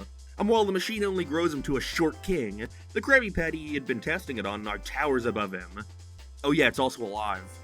As Plankton, you have to escape the wrath of this Krabby Patty, before he eventually gets his machine to work, making him kaiju-sized. Now the tables have turned and Plankton gets to rampage around town, aiming to destroy that poor little patty. Coincidentally, as this is going on, SpongeBob flies out of the Alaskan bullworm. All their dreams are converging as SpongeBob has to shoot down radio towers to attack the Gigaplankton. That's right, by the way, the box art for this game only covers this little tiny 20-minute segment, it's fucked. With this, Starfish Man arrives to join in on Plankton's defeat, before they're suddenly all transported to this white void where a doctor tells them the reason why they're all having these wacky dreams is because of the chemicals inside the Krabby Patty they all had before falling asleep, which he knows because he is the Krabby Patty! With this, they all face off against each other in one final race, before they're revealed that this was all indeed Gary's dream. Whoa! Crazy! Sorry for the plot recap, I don't usually like doing that, but otherwise it's a very basic game. Everyone only really gets 3 levels each, except Plankton who only gets 2.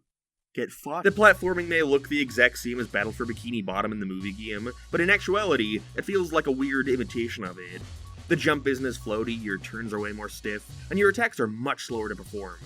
As a kid, I didn't notice any of that though. I loved how expressive SpongeBob's animations were, like wrapping his arms around himself and having his eyes bulge out. I remember just standing around repeating this move over and over again just to see the animation. The Starfish Man level is styled to look like a comic book with pop art textures all over the place, and anytime you use your spin attack he cycles through different outfits, you know? The ideas and passion was clearly here.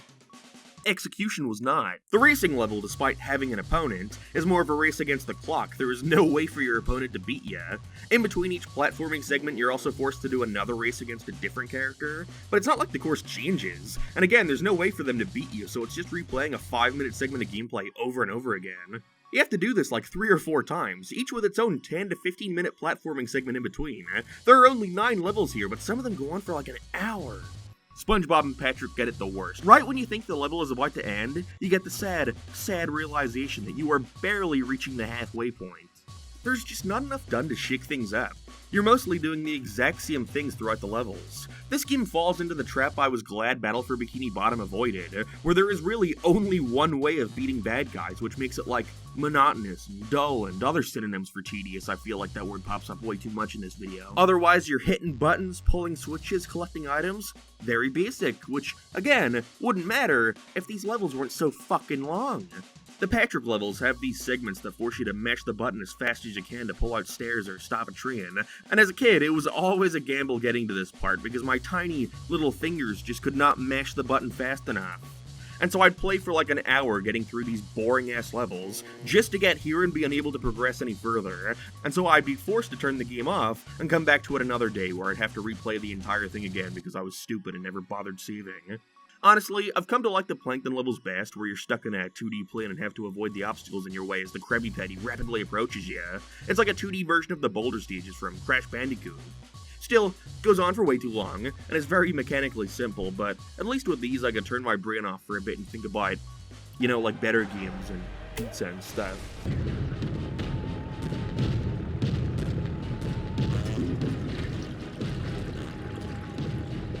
Okay, what the fuck was that? See, it's weird because I do have fond memories of Creature from the Krusty Krab.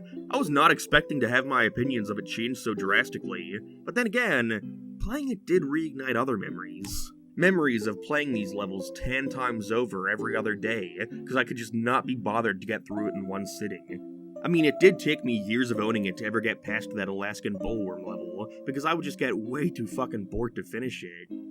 So maybe, perhaps, it might be possible that I only liked it because it was a fucking SpongeBob game, and I'd eat anything up with a square mug on it. Honestly, I think the main thing that kept me coming back to it were these little jelly Parick and Plankton collectibles. They're scattered throughout every level, and collecting them all allows you to select someone other than SpongeBob for that final race. They get to take completely different paths, too. Like with Parick, you're flying above the course on your rocket. That seems awesome, I want to do that. But alas, despite my efforts, I was still a couple off by the end of my playthrough. I could go back and find the rest, but I don't want to. Some of them are fucking bullshit, by the way. Like in the plane level of SpongeBob, some of them are placed with like half a second to get it before it's gone.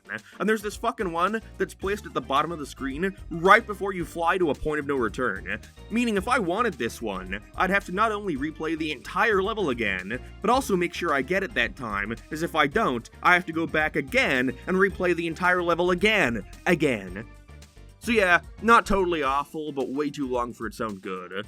Creature from the Krusty Krab was a pleasant childhood memory, and now, it's just something to keep my chair from wobbling.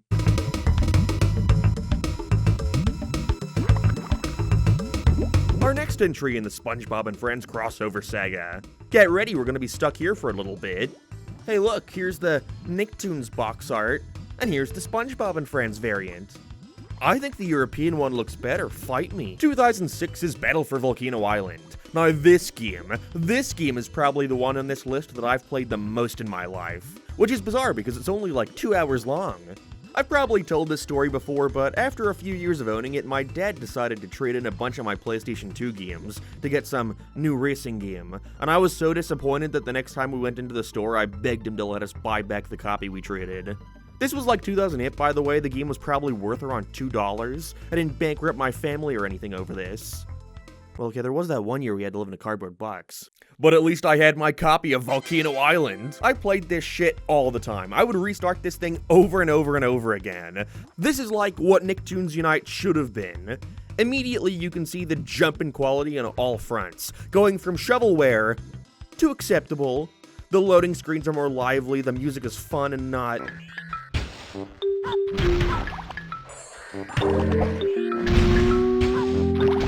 Also, actual fucking rendered cutscenes this time around, and not just the in-game models moving around flapping their mouths and cycling through the same set of animations over and over. I love the cutscenes in this game. There aren't too many and they're all fairly short, but they definitely push the crossover aspect infinitely more than Unite ever did. Wow, we actually have time to sit and watch all these characters interact with each other. The stars this time being Danny Phantom and SpongeBob, as they both find themselves being summoned to Volcano Island by this wise old crab. The island is at threat of being taken over by the Magu, this big Thanos-looking purple guy who was finally starting to be unleashed from the volcano. Now it's up to the 9 chosen ones to put a stop to him. Unfortunately, SpongeBob and Danny are the only ones who meet it to Summoner's Rock, with the rest of our heroes being scattered across the island, so it's up to them to gather everyone and put a stop to the Magu. Now that may seem like an odd setup for a Nickelodeon crossover game, all the characters stranded on an island, but it makes sense once you remember shows like Survivor and Lost were all the rage back in 2006, and so it makes sense to capitalize on the resurgence in popularity surrounding island survival shows. It's also cool that as you explore the island, you see different objects from the different Nicktoons at the time, all falling from the sky, like Zim's house towards the end of the game. He doesn't even appear here. There's even a fun nod to the first Unite as you see the Plankton boss washed up on shore. Hey, look! That's Plankton's big robot thingy! Oh, we sure showed him. Yeah, we sure did, SpongeBob. If there's one thing I will always come back to this game for, it's how much I love hearing these characters acknowledge one another like it's nothing. Hearing SpongeBob yell out for Timmy Turner, or even the focus they put on the relationship between him and Danny. I love that they put attention on these two as the main characters. It's really charming. These guys sure enjoy it. And band music. Well, keep playing. If we stop, we'll get mad again. Look! It's Timmy Turner! We better give him a hand. Looks like those crabs won't let him go. It makes me happy. I definitely think this aspect could have been pushed more. After that first level, the nods to each show gets fewer and fewer until the ending. More could have been done to really sell the idea that all the Nicktoons worlds are being sucked from their own dimensions and landing on this mysterious island. The gameplay this time around has been simplified greatly for the better, I'd say. More of a average run-of-the-mill platformer with occasional bits of basic combat. There's definitely an argument to be made of this game not really doing much to stand out. Certainly not as ambitious as Unite. You know, nothing in here is gonna blow your mind or anything, but I don't know, like I've said with some other entries in this video, I don't really think it's worth docking the game over. As is, the controls are tight, the double jump feels great, and no level is long enough to get old. I think a lot of that comes from the fact that each level switches up what characters are in your arsenal. In some levels you may be playing as SpongeBob, Patrick, Danny, and Sam, while in others you got SpongeBob, Timmy, Danny, and Sam. Okay, it doesn't sound that different in retrospect. I think that's because the game always makes sure 2 of the 4 character slots are taken up by SpongeBob and Danny. Again, they really want to sell those 2 as the starring characters here. But like I said, we've also got Patrick Star, Sam Manson, Timmy Turner, and Sandy Cheeks. And that's about it. I don't know why, as a kid, it always felt like the roster to this game was massive. Took me ages to realize that it's really just 3 SpongeBobs, 2 Dannys, and a Tim. Don't get me wrong, there are a couple others, but it's just for the sake of throwing in a couple more NPCs. Squidward, Tucker, and eventually Jimmy Neutron. But hey, I'm at least glad they're aware of the fact they have nothing to contribute. All we have to do now is set up the rip zipper. Jimmy says we should take it as close to the rip as we can get it. And by we, I mean you guys. And by close, I mean the top of the volcano. Oh, fabulous. Otherwise, the game has a few bosses thrown in, none worth mentioning unfortunately. Halfway through your adventure, you face off against this giant sand monster, and I only bring it up because as a kid, I had no clue on how to beat it. You're supposed to aim for his shield and then knock him back into this waterfall to melt him, but I would just shoot him into the waterfall over and over again, not knowing why he wasn't dying. My dad must have gotten so annoyed at me for constantly restarting this thing and asking him to help me beat it. Starting to see why he sold it without telling me. Not even the final one is anything special. It's literally a clone of that sand boss, definitely getting the idea that something bigger was planned here.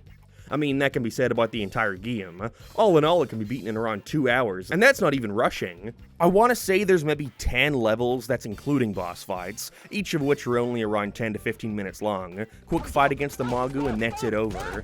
In the first half of the game, they try adding this camp element. Each time you come back to the hub, there's more little houses built. You can see each of the characters building their own little home between levels. But it's so short that I wouldn't blame someone for not even picking up on that.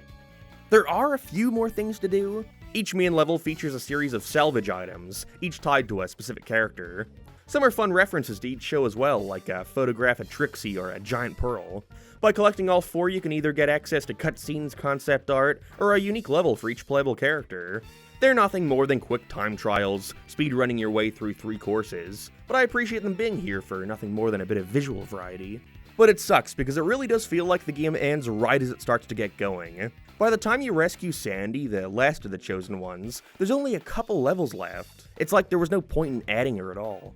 Timmy, though, gets it the worst this time around. You only being able to play as him for 1 single stage. I mean, how the fuck does Sandy have more? You unlock her after him. And even then, she only gets 1 stage and a boss. And this would be such an easy fix, you know, just let me choose who I want to play a level as after beating it once. Let me mix and match that shit, because otherwise, I don't know what the point in even including them was.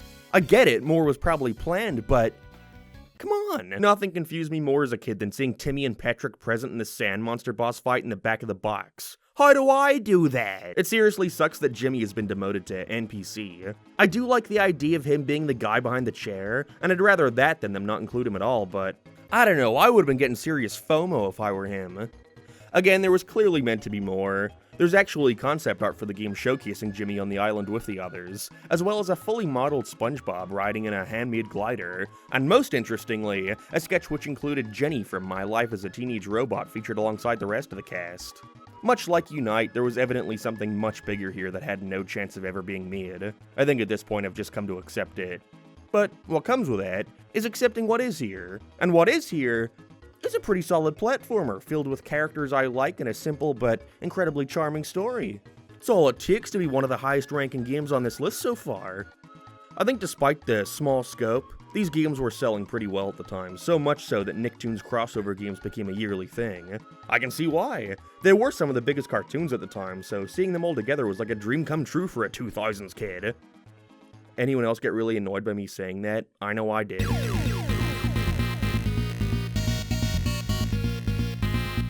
...2007 now with SpongeBob and Friends, Attack of the Toybots. Definitely trying their hardest to fit that long-ass title in the tiny box. I remember getting the PlayStation 2 version for Christmas alongside Super Mario Galaxy on the Wii, and we all know which I was playing first. I wish there was more online surrounding the development of these games. There's really nothing other than what bits of concept art they give you as unlockables. But even that only really opens up more questions. Like, why is the guy from Mr. Meaty in the concept art for this game? Did Nickelodeon tell them to get that shit out of there? Did they realize Mr. Meaty sucked? I want to know. The story this time around, instead of solely exploring the worlds of each Nicktoon, or putting them in a new setting altogether, aims to mix together both approaches. Professor Calamitous is back as our big bad, as he's competing on a television show to be awarded the biggest genius. Love that we get a little cameo from the Magu here as well. I don't know, I fucking love that these games had their own lore and world building. I'd make a video about it, but I think it got beat to the punch. Calamitous has a master plan to ensure he gets the award, a plan which cleverly involves a series of different elements from other Nicktoons. Basically, he's enlisted the help of the Urkin Armada from Invader Zim to abduct and contain all the Nicktoons' heroes. With them unable to protect their worlds, he's aiming to steal a bunch of Krabby Patties, feed them to contain fairies from Fairy World, and, yes, this is the plot, mix their farts with ghost energy. How did he discover this? What videos does he have on his hard drive? With this formula, he's going to use it as fuel to power his toy robot army, with each of them being based on one of the Nicktoons he scanned. Not if SpongeBob has anything to say about it. Furious that they're not appreciating the patties, as well as not having to rescue the Tick and Parick, he travels further and further into the toy factory, rescuing other Nicktoons and destroying the factory from the inside. Personally, I think this is the best story we've gotten so far from one of these games. There's plenty of cutscenes, it's great seeing such a large pool of characters interact. Also, Tech is here now. That's right, Tech was a thing. They really want to push him here, probably so you'd want to go and watch his new show, which just premiered that year. And because of that, he's the first character you meet, he's given a ton of focus during cutscenes, they took Timmy out of the box art and put him there instead, and he even gets his own unique missions to complete throughout the game. Still not watching his show, though. The gameplay has somehow gotten even more simplified from Volcano Island. Didn't even think that was possible. The combat has taken a complete backseat now. There are very occasional moments of being forced to slash a couple bad guys, as well as this new long-range goo shooter. Pretty sure this is meant to be like the Nickelodeon slime. But other than that, 90% of what you're doing in this game is pure platforming. You can still run, double jump, but now there's a new crouch and roll. With this, you can attach yourself to surfaces, defying the gravity of whatever angle they're facing. Something I always notice playing this one in comparison to the others is how small everything feels. Your characters are so far away from the screen, the enemies are tiny, the worlds themselves are even more linear and boxy. Not that that's a bad thing with the kind of game they're making though. Once again, this shouldn't take you more than 2 hours to beat, and so to remedy the short length, they've included a few design choices that will definitely keep the kids stuck on this thing for longer. Namely, insta-kill objects are everywhere. Half the stuff in these levels will kill you like that, in which Cosmo and Wanda will save you last second and put you to the last checkpoint. And where in Volcano Island you'd typically spawn right next to where you died, here you're sent all the way back to the start of the challenge. Each main level can be viewed as a series of separate challenge rooms, each room made up of its own segmented platforming segments. The game typically wants you to get through each of these little mini challenges without dying, and so if you do at the very end, you're back to the start. Each of these segments thankfully don't last more than a minute, 2 at most, and they typically don't evolve much past jumping through hazards or knowing which signpost you gotta duck under. They're not the hardest gaming moments I've faced, but I do remember being a kid and getting stuck on some of these for like 20 minutes at a time. It's pretty tough for a baby game.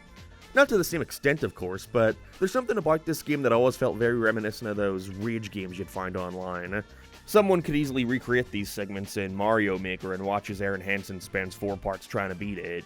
Attack of the Toybots also boasts the largest roster we've seen yet in one of these games. You still gotta unlock them as you play, but by the end, our base roster consists of SpongeBob, Parick, Danny, Sam, Timmy, Jimmy, and Tech. Can't forget him, and it doesn't even end there. Not only are you finally given the option to play any level with whoever you please, but each level also has a plethora of these tubes you can go up. With this, you'll be transported to a bonus area, of which SpongeBob, Danny, and Tech get unique gameplay styles for. As SpongeBob, you're sliding down the factory on your tongue, that's gotta hurt. I would spend hours on these as a kid, they were so tough. With Danny, you're flying around as a ghost, never really understood what was going on here, what's with the numbers. And with Tech, it's basically the same as the regular game, except he calls upon the power of Juju to make him jump higher. Everyone else just gets your run-of-the-mill platforming segment, which was very disappointing to me when I was younger. After beating it, however, you're taken to one of the Irken ships. You really get the idea that they want to utilize Zim way more in these games, but Nick just won't let them because the show is cancelled. Which, if that was the reason, would be very ironic, considering both Jimmy Neutron and Danny Phantom were also cancelled by the time this game was released. And Tak barely had a chance.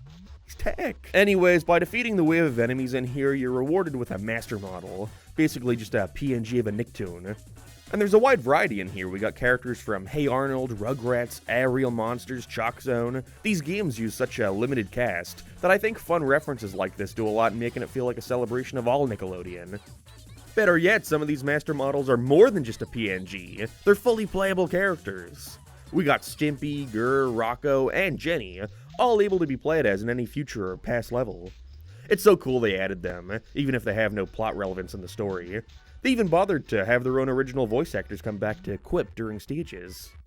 As a kid, though, I assumed this meant you could play as any master model you rescued, and was really sad to learn that no, I cannot play as Otis from Barnyard. You might as well unlock these extra characters, as pretty quickly into the game they'll start blocking you off from progressing until you collect a certain amount of master models, which sounds like a drag, but not only do they tell you exactly where you can find one, not only do they let you start the level in the area where the tube you need to get to is, but also, they each have their own little platforming segment, so it's not like you're seeing nothing new here. It even avoids the problem that Volcano Island had of the central aesthetic getting tired as the game goes on. Not only because we see them tackle different types of toys like cars or girly toys or space stuff, but also because they throw in a couple stages where you are in a Nicktoon world. It's just Bikini Bottom, Amity Park, and Fairy World again, but hey, I had fun. No boss fights though, I find that very strange. The game is all hyping these fucking robot duplicates of your favorite Nicktoons, but we never face off against them, aside from 2 mech levels where they're so tiny you can barely make them out. That's right, the Nicktoons don their own personal mechs in these really boring, drawn-out, top-down stages where you just wander around spamming the attack button.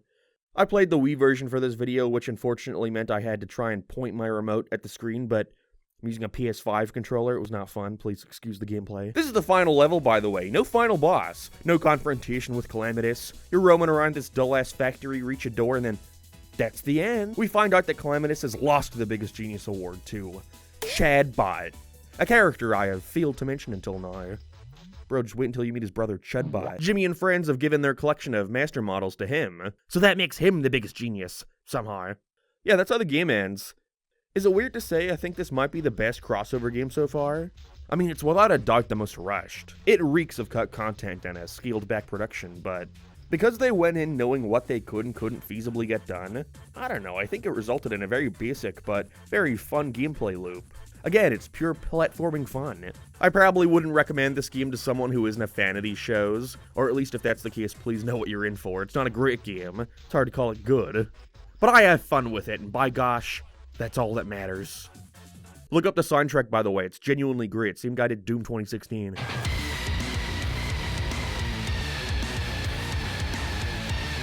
Alright, so I can only imagine that around this time, the sales of SpongeBob games were starting to dip. It's 2007 and most are starting to catch on to the fact that licensed games suck.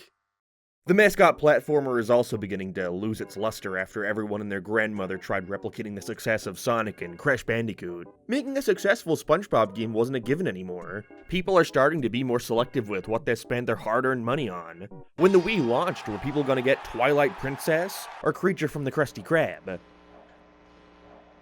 I mean, I got Creature from the Krusty Krab, but with this, Nickelodeon had a genius idea. See, if you look at the sales figures for each SpongeBob video game thus far, you'll notice that the one that unquestionably sold the best was the movie game. Now, as we've seen, that's not because it's the best game on this list. Instead, it's because it got to back off the advertising of the movie to increase sales. Who knows if these sales figures are accurate, by the way. I'd like to think someone wouldn't just do that, go on the internet and tell lies. Anyways, it's brilliant. Instead of having to give our game their own unique marketing campaign, we can treat them instead as more of an addition to the already existing SpongeBob event.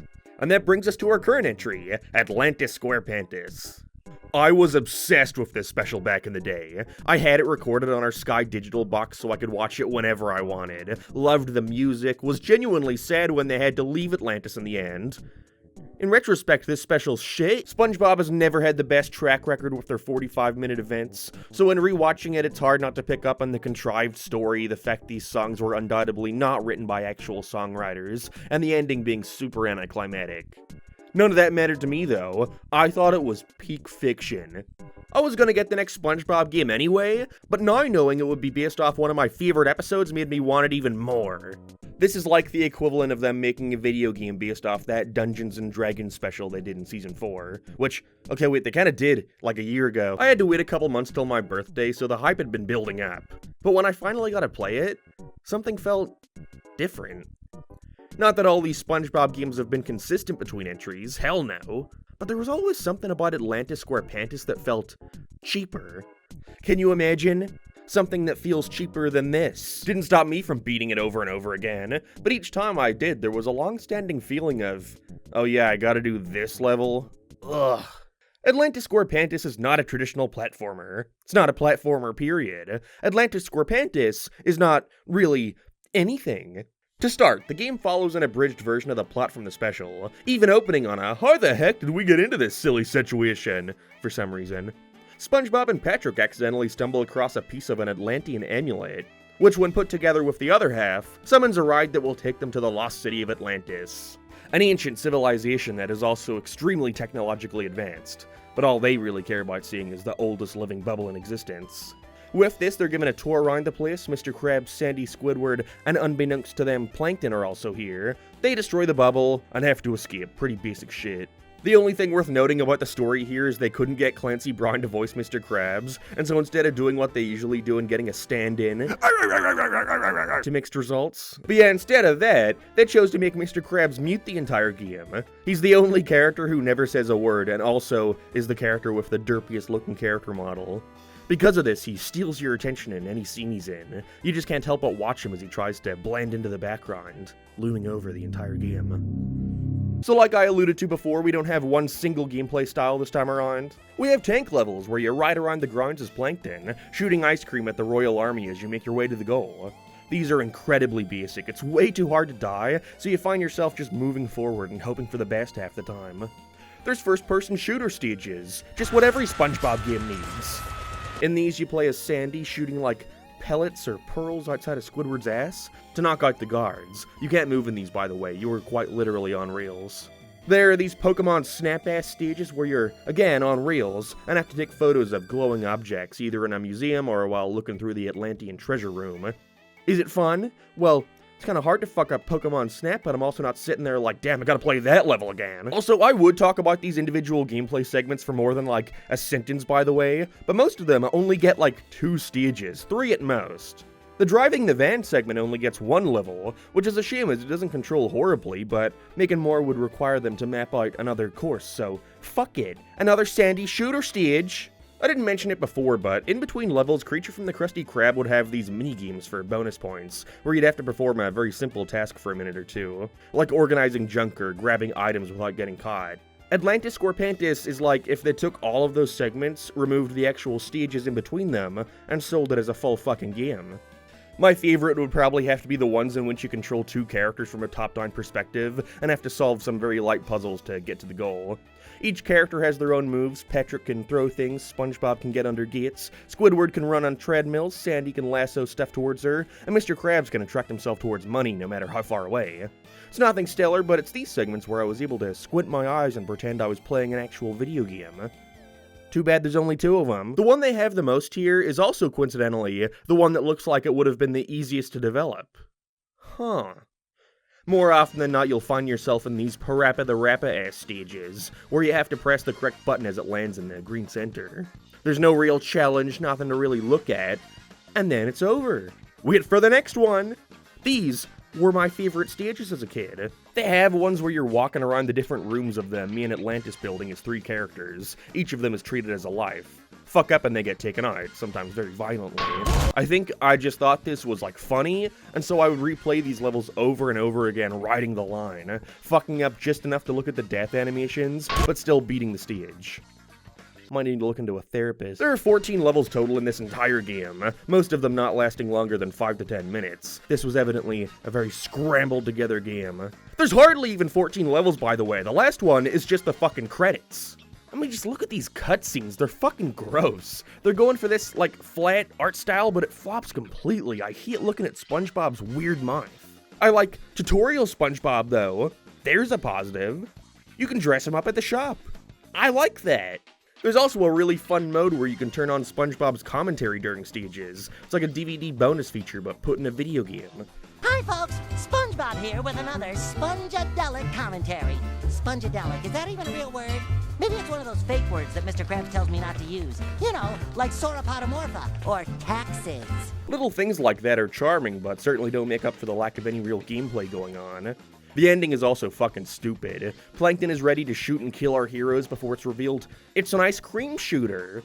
Same ending as the special, but, you know, we've played as Plankton using this tank. He knows it only shoots ice cream. Wow, what a plot hole. Sure hope somebody got fired for that. This game isn't awful, but that's because it doesn't last long enough to make any kind of impression. It is definitely one of the weakest on this ranking so far. No, I actually owned this game for PlayStation 2 as well as the Nintendo DS, and I remember playing that version way more. It was actually good. So I'm looking forward to when I revisit the handheld versions of all these games, because by God, a good game thrown in here and there wouldn't be the worst thing in the world now, would it?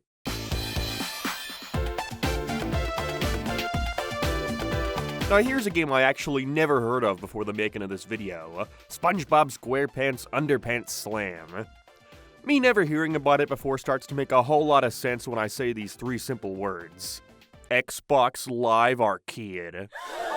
This is when digitally purchasing games really started to become more normal. You know, going to a physical game store, I gotta go outside, that's always a struggle. Gotta drive to the store, talk to the employees who are gonna give me the side eye for buying a SpongeBob game at 23, when in that same amount of time, I could have been gaming! With this, company started pushing out smaller games for the digital storefronts, since they could now sell them for dirt cheap without having to also consider the costs of manufacturing the discs and packaging. A lot of older titles got second wind this way. I recall my first time playing games like Earthworm Jim and others came from this. That is when I was able to get my hands on some Microsoft points. A majority of my time on the console, I was playing the free stuff. Doritos Crash Course, anyone? When a game is free, it sure does make you put up with a whole lot of bullshit.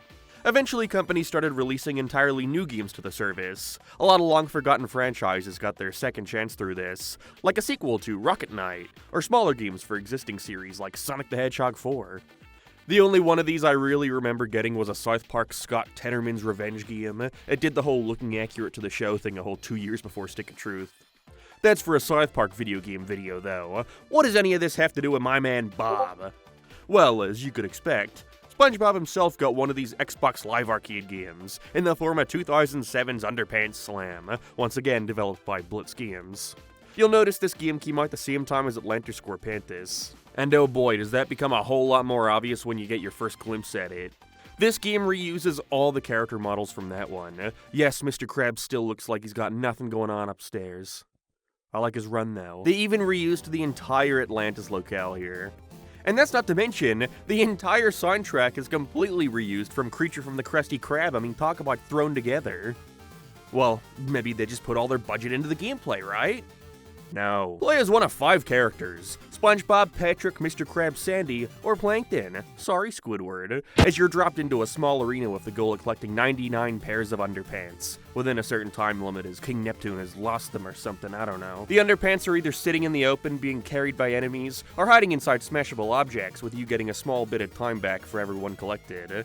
There are also various Atlantean amulets you can collect to add even more time to your counter.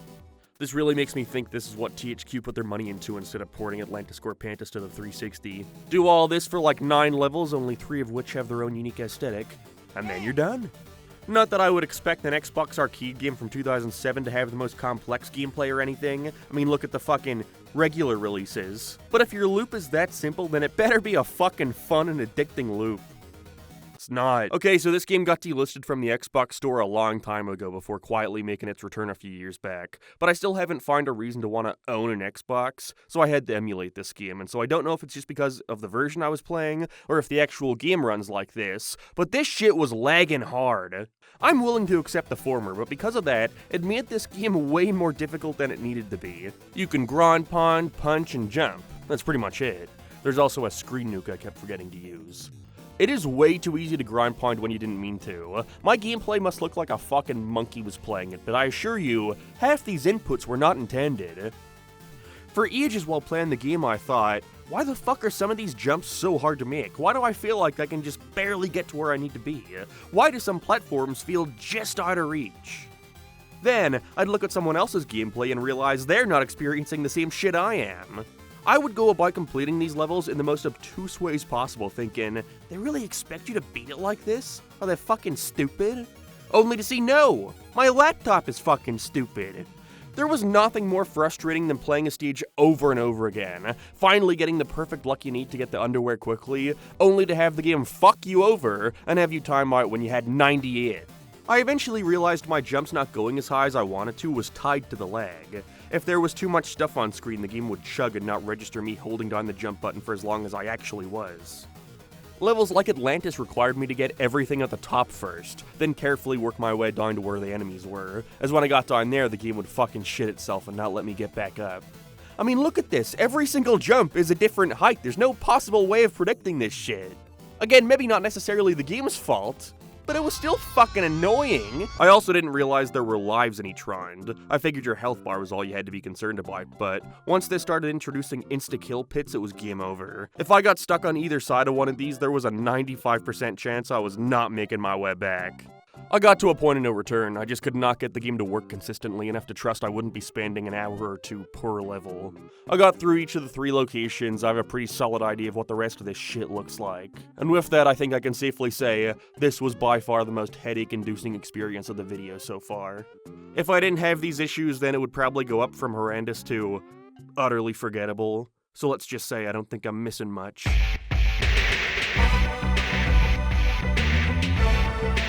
Sad day, folks, because now we're in 2008. A year known for many things. The recession, for one. But personally, while my parents were worrying about things like finances and whether or not we'll lose our house and junk, I'll always remember 2008 as the year in which the Nicktoon saga saw its last entry. At least until last year, but I haven't played that one yet, so it doesn't exist in my mind. Globs of Doom, this time around they've ditched the Nicktoons title altogether. I have to assume there was also a behind-the-scenes falling out as now they're not even friends anymore, instead being called SpongeBob SquarePants featuring Nicktoons, Globs of Doom. I'm gonna guess that's more as a result of the Nicktoons brand not really holding as much weight as it once did. Aside from the tried-and-true Sponge, Nickelodeon's moneymakers were now the Dan Schneider sitcoms like iCarly and Drake and Josh. This was the beginning of the era where Nick would pick up a show, promote the hell out of it before its premiere, get the slightest glimpse that it isn't doing as well as the most popular children's brand ever, and then cancel it. Why trust that a game starring these guys would fare any differently? Fuck it, make them SpongeBob's sidekicks, who cares? Not that it affects the game much. I have to assume this title change came fairly late into development. I immediately noticed it though. I was clearly an avid enjoyer of these games. I couldn't wait for the next installment. After seeing the box art in the Smith's magazine, I immediately knew I had to ask for it. I was also asking for a different game, that being SpongeBob Truth or Square. I clearly remember my dad telling me, no, you can't have 2 SpongeBob games for Christmas, ask for something else. And so Globs of Doom had to wait till my birthday. It was my biggest want. I remember once while staying at my grandmother's house, I snuck into her room, opened her wardrobe, and felt around the top shelf, and there I found it. Nickelodeon's SpongeBob SquarePants featuring Nicktoons Globs of Doom. Quite the mouthful. However, I do remember when I finally did get my hands on it, something didn't feel quite right. I wasn't as in awe as I was with the other games. I was noticing more of the repetitive, simple gameplay and weird presentation. There were a lot of small things pissing me off more than I'd ever experienced with the others. Maybe I just didn't have the patience to put up with it anymore. Is this what it means to grow up and realize that most licensed games aren't that good? No. Can't be. SpongeBob and Squidward are on their way to work when a massive orange glob meteor shoots down from above, taking control of anyone who touches it.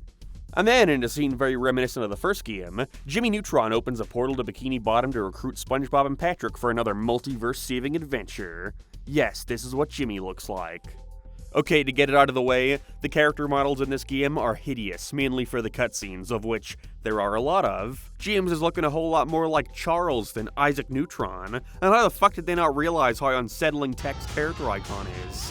There's this weird sheen to all the characters in the pre-rendered cutscenes, not that sheen. It makes everyone look so ugly, especially for characters like Parick, who is reusing the same model from Volcano Island, making him stick out like a sore thumb. By far, Plankton has it the worst. He looks fucking disgusting. Someone step on that asshole.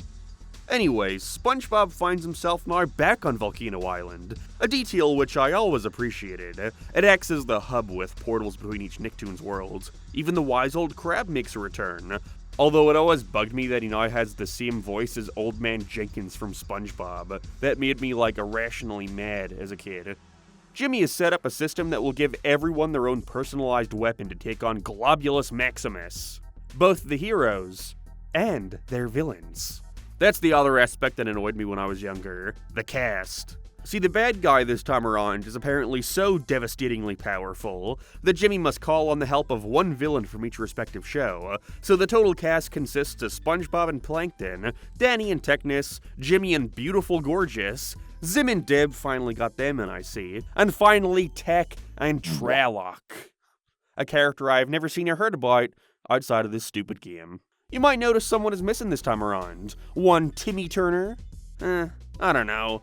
Could have made a cool pairing between him and Crocker or Vicky. Fuck it, Dark Laser. Fuck, I'll take anything. In retrospect, we now know this came down to the rights issues going on with the Fairly OddParents, technically not being fully owned by Nickelodeon since it was sold to other channels in some international country. Aired in Disney Channel in some places, what the fuck? But because of that, Timmy got the boot up until, like a year ago when he became the main character of the Dice of Destiny. Okay, maybe I should play that game. Either way, as a kid, I was pissed. Sure, this is one of the largest rosters yet, but I didn't give a shit about half these characters. I mean, not only did you not include Fairly OddParents, but every show in this game aside from SpongeBob had already been cancelled. I'm so curious what made Nick give the go-ahead for this game when they could have just simply pumped out another solo SpongeBob adventure. I guess for the few diehards still latching on to the 2000s Nicktoons. Maybe it was because of reruns still being profitable, who knows. Either way, I'm glad we got it in retrospect. The gameplay this time around I'd say is a mix between Volcano Island and Toybots. Levels are slightly more open with alternate paths like the former, but overall still incredibly linear like the latter. The game was the first console one to not be developed by Blue Tongue, and so it really seems like these new guys aim to keep things as close to the previous entries as possible, which I do respect in a way. Because of that though, and how long it had been since that first Unite game, a whole, only 4 years? Holy shit, time flies so quickly nowadays. It takes companies 4 years to make a fucking game now. But this time around, they were more willing to go back to the structure of exploring each of the characters' worlds, instead of putting them in a new setting altogether. Each world has 2 levels and a boss fight, except for Tech. He gets no boss, I guess they ran out of time. Either way, I think this is probably the best structure we've seen so far, giving each Nicktoon equal screen time, and every stage is filled to the brim with characters and locations from each respective show. If there's something I can give Globs of Doom, it's that I think it's the best at fan service out of the lot. Despite only having 2 very short stages, the SpongeBob level takes you through Conch Street, downtown, Mrs. Puff's boating school, a ride on the bus, even more relatively deep cuts like the junkyard from the Mr. Krabs Mattress episode, or the Bikini Bottom Theater from The Ugly One. All ending with a boss fight against Bubble Bass, who at this point in time was nowhere near as overused as he is now in the show. It was actually surprising to see him again. This kind of level of detail persists for every world. This is the first time in the saga we've gotten what I consider to be a full exploration of Amity Park. And it's crazy that this is the first time ever in the series that we've gotten to fully explore Retroville. The first stage is even a recreation of Retroland from the movie, it's awesome. Each level also begins with a short sliding segment. It's crazy how much these have worked their way into other sub-series from Battle for Bikini Bottom. I was pretty harsh on this game in my original video all those years back. I rewatched it for the sake of a refresher and was shocked at how down on it I was. And I do think nostalgia played a part in that. I mean, overall the gameplay is still as basic as ever, jump, run, and punch. Each character's special move also doesn't shake up things enough to justify the inclusion, and some characters are evidently given favoritism over others. You only get 2 per stage, but you can't choose who you're playing as anymore. And so in the 14 levels, you'll play as SpongeBob for like 5 of them, but Danny for only 2. It's pretty uneven. Made even more so apparent when you don't give a shit about most of them. But, like, it's not as if any of these other entries were hitting home runs either. Every entry in this series can be classified as mediocre. I think it just comes down to which you think is more mediocre than the others. Sure, this game is basic as hell, the final boss is pathetic too, with the villains betraying the heroes as we find out Globulus Maximus really isn't that bad after all. He's just lonely. And so he takes on the form of SpongeBob to beat them down. Even he loves him. Praise be to the Bob. But honestly, it's fine. More fine than Unite. Hell, if it weren't for nostalgia, I could argue more fine than Volcano Island. Maybe I'll change my mind in the future, but for now, if I'm being real, I'd rate the SpongeBob and Friends saga from worst to best as Unite, Volcano Island, Globs of Doom, and finally Attack of the Toybots. That is not where I was expecting to end up with this video. Toybots has the worst presentation and is by far the most simple mechanically, but I don't know, those stages are still fun to me. I would say it's a shame this marked the end of Nicktoon's crossover games on consoles for a long time, but it's not like we were getting much equality here anyways. These games will always and forever hold a special place in my heart, but I think at the ripe old age of 23 I'm willing to put them behind me and acknowledge, no, they're not very good.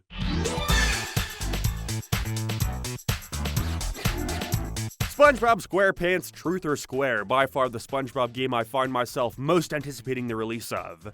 They fucking did that thing the Simpsons game did, where each system got, like, a different cover. That's neat. It's crazy to me this managed to release on the Xbox 360, Wii, and the PSP at the same time. Not totally uncommon, I'm aware, but I do find it interesting the PSP version wasn't a complete clone. I recognized at least one level exclusive to it. But I guess that's for the handheld version of this video. I'm so sorry I didn't do them in this one. I thought I could do this video in like 2 weeks. I was not expecting 3 fucking months. Again, this was at the time when Nick were basing their SpongeBob games off specials from the time. Developed once again by the GOATs, Heavy Iron Studios, the folks responsible for Battle for Bikini Bottom in the movie game. The third game of this unofficial trilogy was initially going to be known as Happiness Squared. A trailer for the prototype got leaked a long time ago. I remember being in high school when this came out and being so sad we never got this game. You'll notice it looks almost entirely different. I imagine Nick forced them to retrofit it to tie in with the special, but playing it will quickly reveal, I think they literally just changed the name and kept the actual game the same as their original pitch, just heavily scaled back.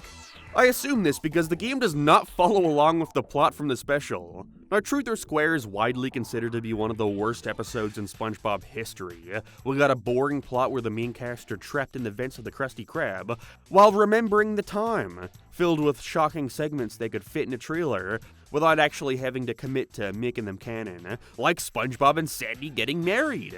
Then you watch the actual episode, and it's just a stage play. I did not care about any of this though, I fucking loved this special. If you had asked 7-year-old me what my favorite SpongeBob episode was, he would have said Truth or Square.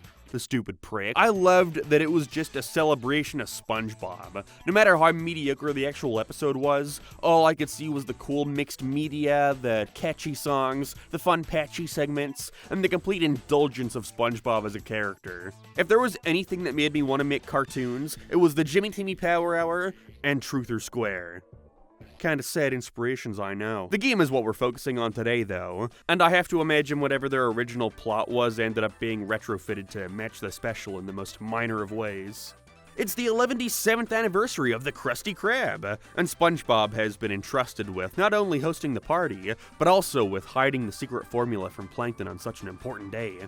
Just one issue, he's forgotten where he's put it. Oh no! With this, Plankton decides to help SpongeBob recover his memories in order to find the formula himself. A second player can actually control him if they for some reason wanted to join. It's basically the pseudo 2-player scene in games like Mario Galaxy where player 2 is just the bitch boy.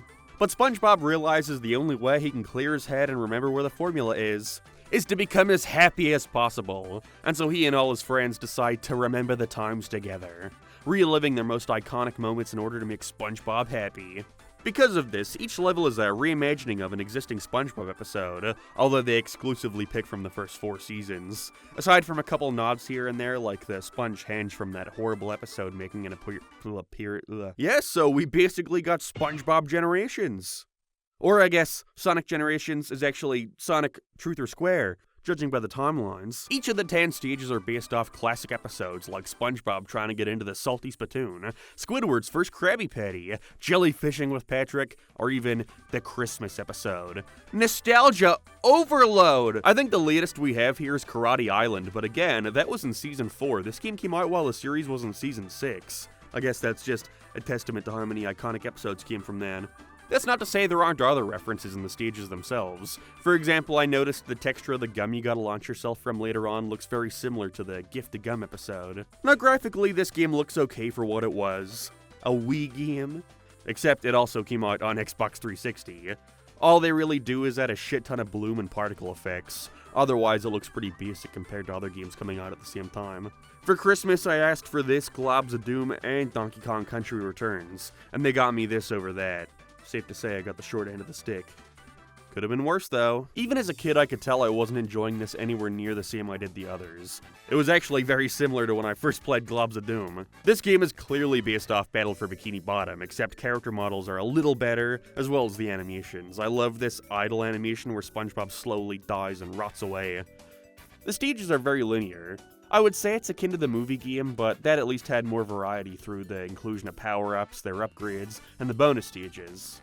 There is nothing of the sort here. For the most part, you're running, jumping, and attacking enemies. Like all these fucking things. There are occasional power-ups throughout, like a Muscle Bob that I'm shocked they didn't use the anchor arms for. Feels like a missed opportunity. And moves involving SpongeBob's friends where you become invincible and attack everything in sight. They're very situational, only run for a limited time, so I barely count them as alternate gameplay styles. They're basically glorified stars from the Mario games. All you gotta do in each stage is get to the end and find one of SpongeBob's happiness items, as he gets closer and closer to recovering his memories. Again, I don't think that changed anything from that initial prototype trailer, but pretty quickly you'll begin to realize something. I know I did when I was a child. Pretty quickly, you'll realize this game is 75% reused assets. Again, I don't blame the devs. I don't envy anyone working on a licensed game. But out of the 10 levels present here, I don't think there's a single one I can point to and say, yep, that's the one from Truth or Square. Just about every stage is either reusing or retreading an idea done in a previous Heavy Iron game. It's that issue I talked about with each game including Jellyfish Fields, Rock Bottom, except it's the entire game. First level is Jellyfish Fields, again. Level 2 sees us in the Kelp Forest, again. Level 3 sees us outside the Salty Spittoon, aka Downtown Bikini Bottom, again. Stage 4 is about SpongeBob becoming a fry cook, yet has nothing to do with the episode where he becomes a fry cook. It's just Jellyfish Fields again with a little bit of sand. 5 is just a freezer despite being based off Christmas Who. 6 is the Mermalair again. It's cool seeing the boss from Battle for Bikini Bottom, but that doesn't help your case, Truth or Square. 7 is the Patty Vault aka the Krusty Krab again. 8 is Rock Bottom again. 9 is Karate Island reusing assets from Kelp Forest again. And our final boss sees us facing off against Plankton's robot in Downtown Bikini Bottom. Now to be fair, they try their best to disguise it, like Karate Island being Kelp Forest but with a few new objects to try and make you think it's the same as the episode. But there's no way, if they could, they wouldn't make a level in the game based off Karate Island featuring the tower and the enemies inside. That's like the most video gamey episode of SpongeBob ever.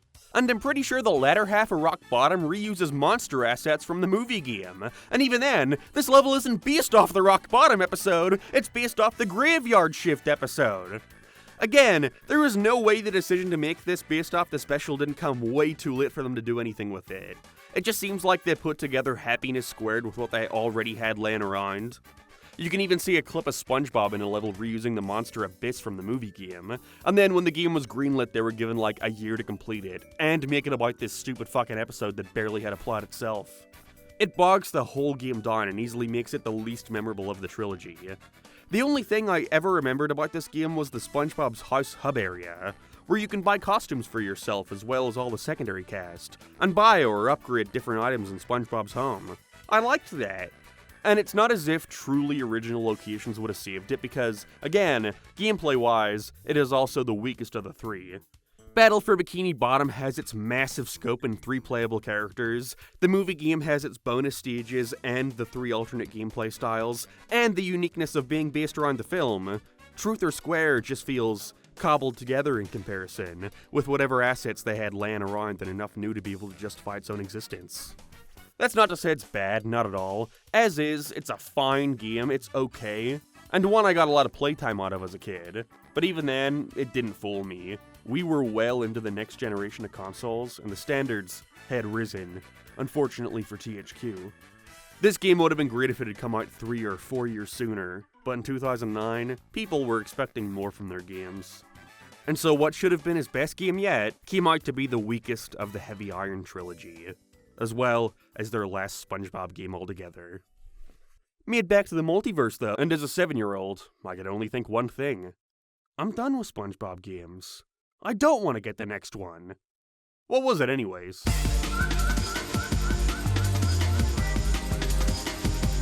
A fucking Twisted Metal clone! I didn't even know this game existed. I think I have the vaguest memories of walking by it in a game store and thinking to myself, who wants to play a crappy SpongeBob game, as I beg for a copy of Sonic and the Secret Rings. I was not looking forward to playing this one at all. You know, from the outside, a racing game exclusive to the Wii? Always a recipe for disaster.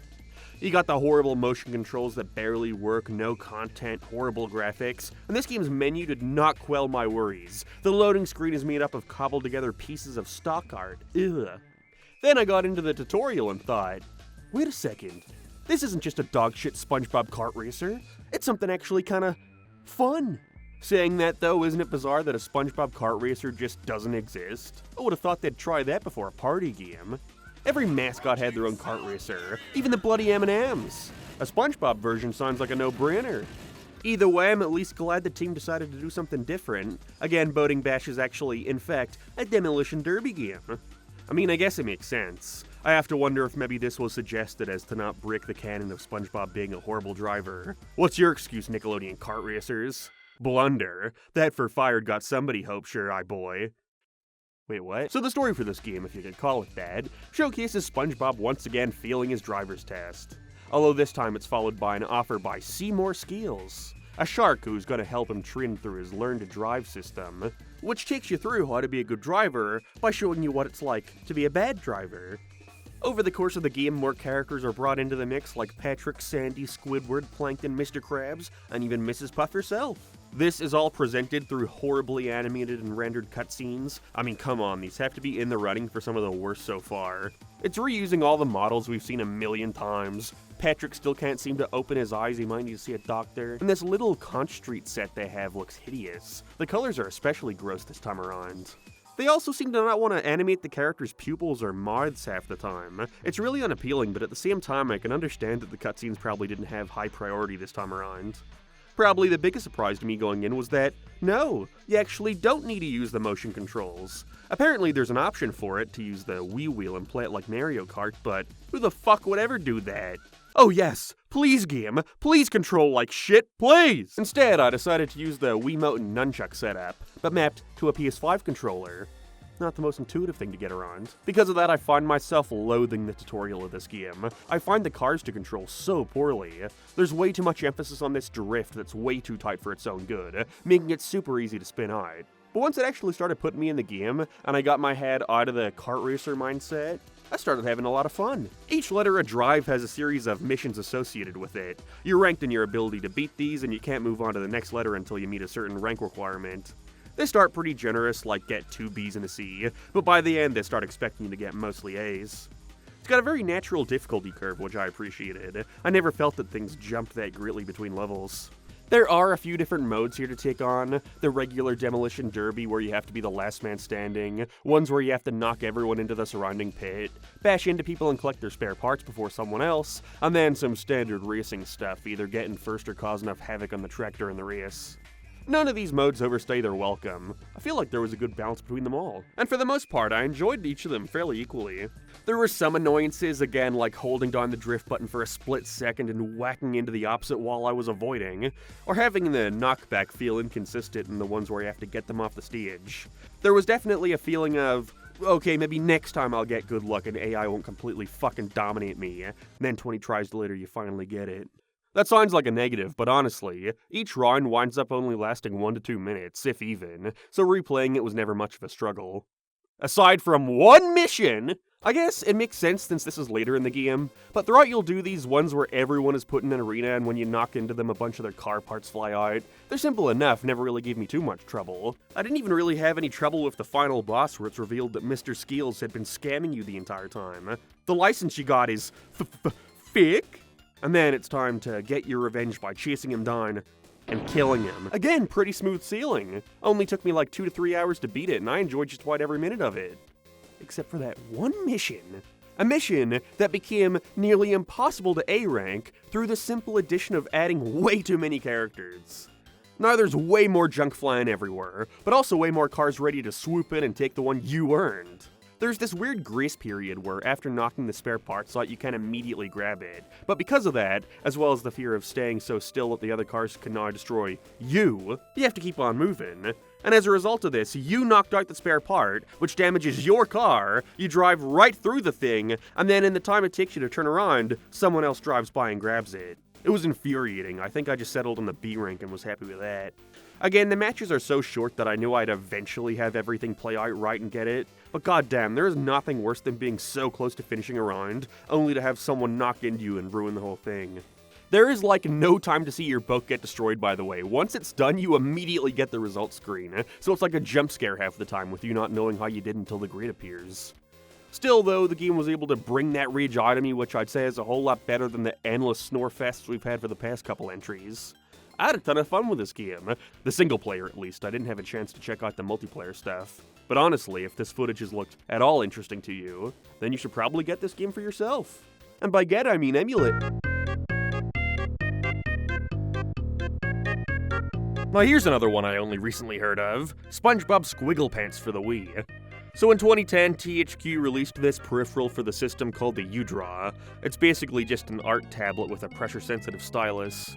They made a lot of art games with this, and I do remember wanting one as a kid, or at least thinking the commercials were cool. They advertised the hell out of this thing, and at first it seemed to have paid off, with Marvel, Disney, DreamWorks, and yes, even Nickelodeon, making games exclusive to the thing. And so what did they do? Learn to draw SpongeBob or some shit like that? Well, get this, they decided they would make WarioWare. Like, it is shameless how much of a WarioWare knockoff this one is. Not that I'm complaining, and with over 100 minigames, it's not like they half-assed it or anything, but I guess I just wasn't expecting it. I also really appreciate the art style being so unique. The main stuff has this sketchy, simplistic version of all the characters, and some minigames are given different ones altogether. Sure, there's a cheapness to the whole thing, but I think it works. It's charming. I found out a friend of mine actually owned this thing while working on the video, as well as the U-Draw, and so I played it for ages on their system. But when I got home and it was time to record the footage for myself, I could not get it working, so I apologize. This is not my footage, but I did get a good 2 or so hours of gameplay myself, and that's really all you need. If I had owned this, I could imagine playing it for like half an hour at a time and then calling it quits, but it's really decent for what it is. This game marks a dark turn for SpongeBob, though. See, with the initial success of the U-Draw on Wii, THQ decided they would also make versions of it for the Xbox 360 and PlayStation 3. They pumped a lot of money into this, assuming it would be just as successful, before they had a rude awakening. Nobody playing these systems wants a fucking art tablet. What are they gonna do with it? Play Grand Theft Auto? Call of Duty? This is a gimmick that could only work on the Wii, and so, naturally, the thing bombed massively, reportedly costing the company up to $100 million. Holy fuck. Because of this, THQ had to declare bankruptcy in 2012, leaving the SpongeBob video game license in new hands for the first time since, well, forever.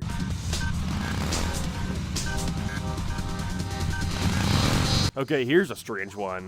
SpongeBob Surf and Ski at Roadtrip for Xbox Connect. Apparently they also wanted to release this on the PS3 before it was cancelled. Curious if they would have used that stupid-ass wand thing. don't think I knew a single person who owned that. I had to go out and buy this game, so it's not a part of my collection forever, unfortunately. What I wasn't expecting going in was for it to be a pseudo-continuation of the vacation specials seen in the series around that time. They did a big event where you'd have to tune in for each episode to see how each character enjoyed their vacation. I remember all of them being pretty underwhelming. It's right when I stopped watching the show. Either way, this follows up on that. I was big into the Kinect when it came out. I thought it was so futuristic and cool. I was one of those kids where if the sensor wasn't working right and it took me like 20 minutes to get through the menu, I'd just assume I was doing something wrong and fight through it. This is one of the worst games I've looked at so far. First of all, nothing about this screams SpongeBob. It's got this weird-ass California surfer Santa Monica aesthetic, which I think is just a weird fit for the characters. Literally, the only SpongeBob-y thing in here are SpongeBob and Parick themselves. You want to know what you do in this game? Well, you put one foot in front of the other, move it left when you want to go left, and right when you want to go right. That is the entire game. That is no exaggeration, by the way, whether you're surfing, skating, it's the same shit. Sure, sometimes you're balancing on a rail and have to lean left and right, but other than that, just slightly veering your foot towards the goal. I think the Kinect was such a failure because it so rarely made you feel like you were actually in control of your character. Instead, most games feeling like your character is doing their thing, with or without you, and so all you can do is help them course correct. I could step away from the Kinect, and SpongeBob will keep going. There's no real punishment here other than maybe failing a mission or two, or not getting to do a sick awesome jump that barely registers half the time. This game is just try hard and lame. If it wasn't for the sake of this video, I would have turned it off after 5 minutes.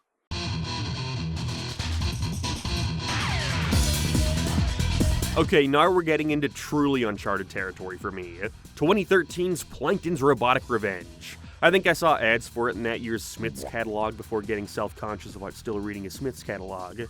Then I asked for Sonic Lost World. This is also our first game not published by THQ. Following their bankruptcy, all their shit got liquidated, and Activision wound up getting the SpongeBob video game license. Doesn't bode too well since this happened in January of 2013, while the game was released in October of 2013. Who knows, maybe the game was started at THQ and Activision picked up where they left off.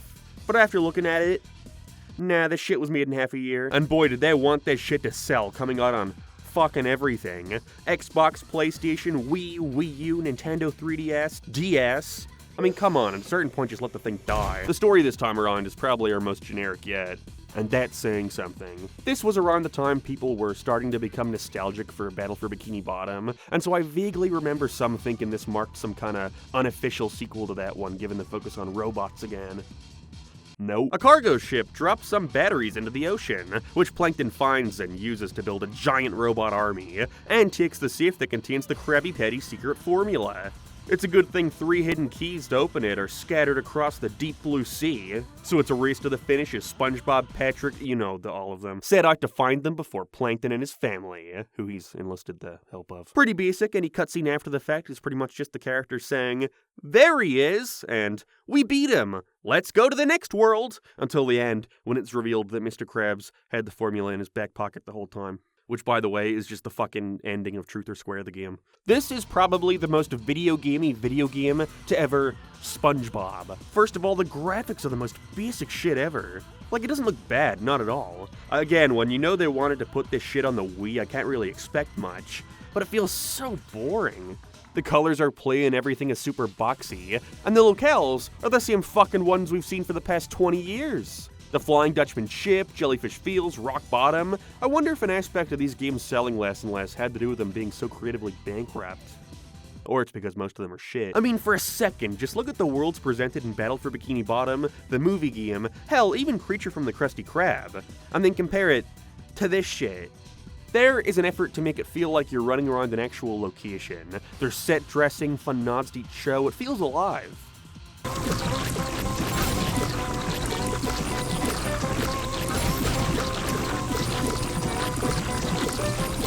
Also, those locations I mentioned earlier, that's the whole game.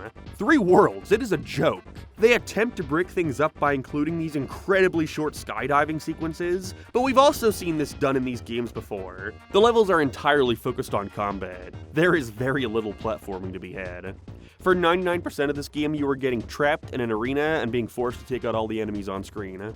I think they assumed giving you the ability to bring more players into this for co-op action would make it fun, but it doesn't. It's like a beat-em-up arcade game, but like like, you know, a bad one. Each character has a single combo they can perform as well as a ground pound. The only other way of taking out enemies are through the weapons. Now, in theory, I actually like this idea. Every now and then you'll find a box that allows you to buy different guns, all with their own properties, as well as upgrade your currently owned ones. You can also switch out your characters so you're not locked into one. But you might as well be, because each character has to buy their own set of guns. And it's not as if everyone has their own unique weapons, it's all the same shit. They just force you to buy it again. So why the fuck would I possibly want to play as anyone other than the guy I picked at the start? Or girl. Not that any of this matters though, because pretty quickly I find this gun that shoots a constant stream of piss. And so once I upgraded that fully, I never bothered with anything else. Why?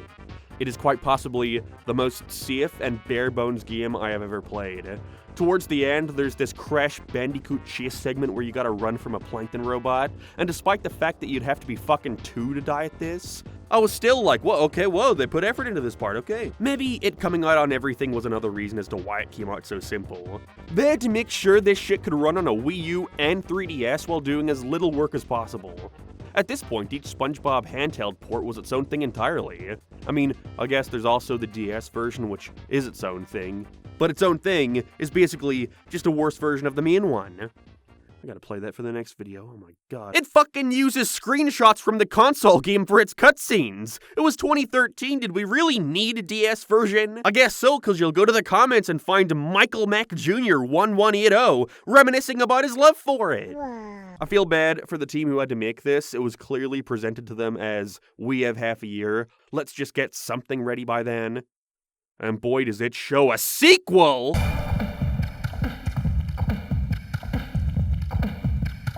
I didn't think it could get worse, I really didn't. I mean, all I need to do for this review is show you footage of the original movie game, followed up by footage of this one. How does the one from 2004 look better? SpongeBob HeroPants is meant to be based off the movie from the time, Sponge Out of Water, although it's actually one of those video games that takes place after the film it's based on. It's a regular day in Bikini Bottom when Bubbles the Dolphin returns to seek our hero's help in retrieving the last page of a magic book that's making all this weird stuff happen. SpongeBob did it. He also gives us back our superpowers from the film, although we're soon gonna see there's nothing all that super or powerful about them. First of all, I could not emulate this game. For some reason, it is a very commonly asked question online. It just doesn't let you play. And so I was considering just going out and buying a fucking Xbox One or something to download it from the store. But no, Activision also removed it from being purchasable. It's like they're not proud of it or something. And so I had to fucking look for whatever CEX closest to me had a copy, which was all the way in Belfast, and go grab a physical version of it. It's cost me £12, please buy the plushies. This game is like if you took Robotic Revenge and removed any semblance of depth it had. And that's saying something. No more guns, no more mid-level upgrades or character swaps. You can't even walk in anything other than 8 directions. This makes Robotic Revenge look like Game of the Year. HeroPants is what someone would submit for their fucking uni game dev course, and get a D. You run, you jump, and you hit. They barely even lock you into arenas to fight enemies like the last one. Some of these levels are huge, yet you literally have no reason to not just beeline towards the finish, unless you really want 100% or something. Please don't do that to yourself, call someone, get help please. Oh yeah! The superhero forms are fucking stupid. You have a gauge that fills up over time. After like a minute or two, you press the B button and turn into your super form, in which you run a little faster and jump a little higher. That's it. Because you can turn into it at any time, they can't create any challenges that actually take advantage of it. So all I see them as are a way to make the levels end sooner. I like that they committed to the bit of having Sandy look like a realistic squirrel, but that's literally all I have to say. This is the equivalent of playing those weird Smurf games or Elf on a Shelf, just shovelware in its purest form. What happened here? SpongeBob games, sure they were never the best, but by gosh they used to mean something. Man, where's the games that Reggie Fils-Aimé himself were proud to announce? Where are those 6 out of 10s? I mean look at me, this game has me fucking reminiscing positively about Creature from the Krusty Krab.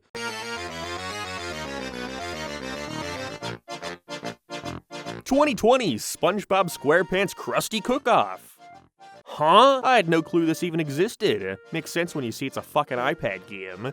Why am I talking about it then? Well, for some reason I presume to squeeze some more dollars out of it. They put it on Steam a few months ago. Lucky me. It's free on the App Store, so naturally, it's $15 on PC. I assume this removes whatever in-game currency they most likely had slapped onto this thing, so at least we can focus solely on the game itself. So, you ever play those pop-up pizzeria games in your browser, where you get a customer's order and have to point and click it together to get money? Well, this is a SpongeBob version of that. It's a fine SpongeBob version of that. Awful, hideous, ugly, wretched, tweened characters filling the screen aside. But there's only so much you can say about what was designed to siphon money from children with their parents' credit cards. Not hating. Okay, a little hating. But yeah, if we're focusing solely on the game itself, it's okay. Please don't spend $15 on it.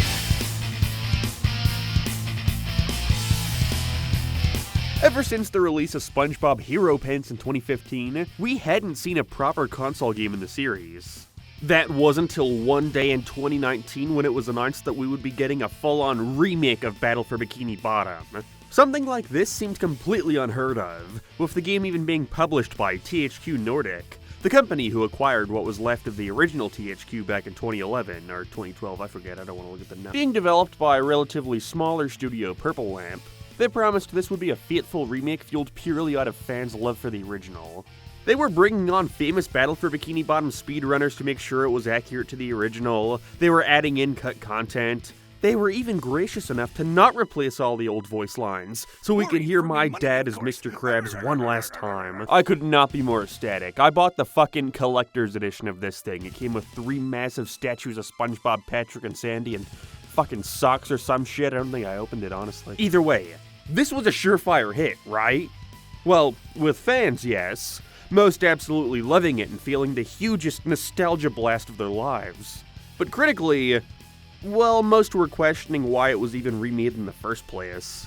I think this is really when the "is this game overrated" arguments started popping up. IGN giving it a 5 out of 10, and people who didn't grow up with the original find it bland as all hell. Could a SpongeBob game not have been good? I didn't care either way. I think I recall understanding and even somewhat agreeing with a lot of the criticisms targeted towards the game, but still had a blast with it anyways. Came out on fucking iPad. I guess I'll preface with, I'm not going to be doing an entire review where I repeat the same talking points I had the first time around. 99% of the annoyances I had with the original are still had here. Kelp Forest is still a low point no matter what version you play. The story too has been virtually unchanged. It's only really the presentation worth discussing. The model for SpongeBob this time around is obviously based off the slight changes they've made to his design over the past 2 decades. His eyes are now smaller, he appears a lot more boxy, but overall I think the graphics hold up quite well. It's always hard to look at remakes of games and compare their graphics to the best we see today, when considering that most of these things looked merely passable in the first place. So no, Rehydrated doesn't look as good as a lot of other games coming out in 2020. I mean, Mario Odyssey came out 3 years prior and just look at the visual comparison. But for a goddamn SpongeBob game, I think it looks solid. Everything has definitely been made to look brighter, more saturated. I see some complain about this, saying it's a slight betrayal to the style of the original. But I don't know, I did always find it odd how strangely dark the first 2 Heavy Iron games looked. They've just got, like, very low contrast, especially strange when paired against the TV show. I guess that's how I'd summarize it. There is a charm and uniqueness to how the original game looked, but I think there's no question in Rehydrated matching the series better. Something that I can see folks siding with the original on are the controls. It's gotta be hard to make a well-controlling character in 3D, never mind when you're meant to be replicating the feel of a game from 2003. It really takes playing it to know what I'm talking about, but there's just something so stiff with the way this controls in comparison to the original. If you've played it, it's something you can feel immediately. The 2003 game had such a floaty feel to it. I talked about it back when reviewing that one. It's something I always felt fit the cartoony nature of the series and really made you feel like you got the most out of your jumps. And I just don't think that's been replicated here. Not that it feels bad, you get used to it. I'm also 100% willing to concede that this may be entirely psychological. Like, the animations also look a lot more stiff. So maybe that has an effect on me where I attribute that to the character as a whole. Other than that, the only negative change I can think of is making the throw reticle look worse. I always liked that it was a big 3D fucking glove. Yeah. But at that point, I'm really just nitpicking. I have to wonder why they changed the background of the SpongeBob's Dream level to an open sky instead of the yellow and brown pattern we saw in the original. But at the same time, cool, now I can replay bosses. That wasn't in the original. Either way, I can take or leave these changes. I don't think I necessarily prefer either of them. I do prefer the museum not just being made up of screen caps from the show anymore, so I guess that's more of a point to the remake. And realistically, that's all I have to say. Sure, there's changes between the two, some I prefer, some I don't, but I still think the overall experience is the same. If someone were to ask me which of the two I should play, I'd probably say, I don't know, why asking me, leave me alone. I don't even feel too strong or negative about the included Squidward boss, which was a very famous, among fans, scrapped fight from the original. It's cool they added it, there's fun to be had, but also, it's just a simple side mode for multiplayer. If I had to choose between the two, I'd honestly probably pick the remake. Sure, there is stuff I think the original does better, but this is more convenient and has just enough quality of life updates to make it my preferred way to play. If anything, I'm just glad the massive success it has now paved the way for a whole new wave of SpongeBob video games, starting with SpongeBob SquarePants The Cosmic Shake, released in 2023 by the same team who put together Rehydrated. Got slightly better reviews, that's a plus. I remember being very excited when hearing of this game's announcement, with it being conceived as a spiritual successor to the 2003 release. Basically, it's what they would have done if they didn't have a SpongeBob movie game to make. What would Heavy Iron have done? I was so looking forward to this game coming out, but I recall not really caring much when it finally did. I got it, I played it, I beat it, and then I never really thought about it again. That's not to say I don't like it, but at the same time, I also didn't love it. Like, I felt when this game was good, but when it wasn't, it was just some of the most mediocre platforming I've ever experienced. But that was back in 2023, to be fair. That was 3 fucking years ago. So maybe I can now appreciate it where I hadn't before. The story this time around sees SpongeBob and Patrick encounter this mermaid fortune teller while at Glove World. Her name is Cassandra, and she gives them a bottle of magic bubble soap that winds up opening portals that sucks the residents of Bikini Bottom in their homes, and launches them into various alternate dimensions. Now, not even SpongeBob could escape the multiverse trend. Patrick gets turned into a balloon, which kind of happens, and so now it's up to SpongeBob to travel to 7 wish worlds to save their friends and Bikini Bottom, while collecting this jelly stuff for Cassandra, who secretly wishes to use it to take over the world and defeat King Neptune.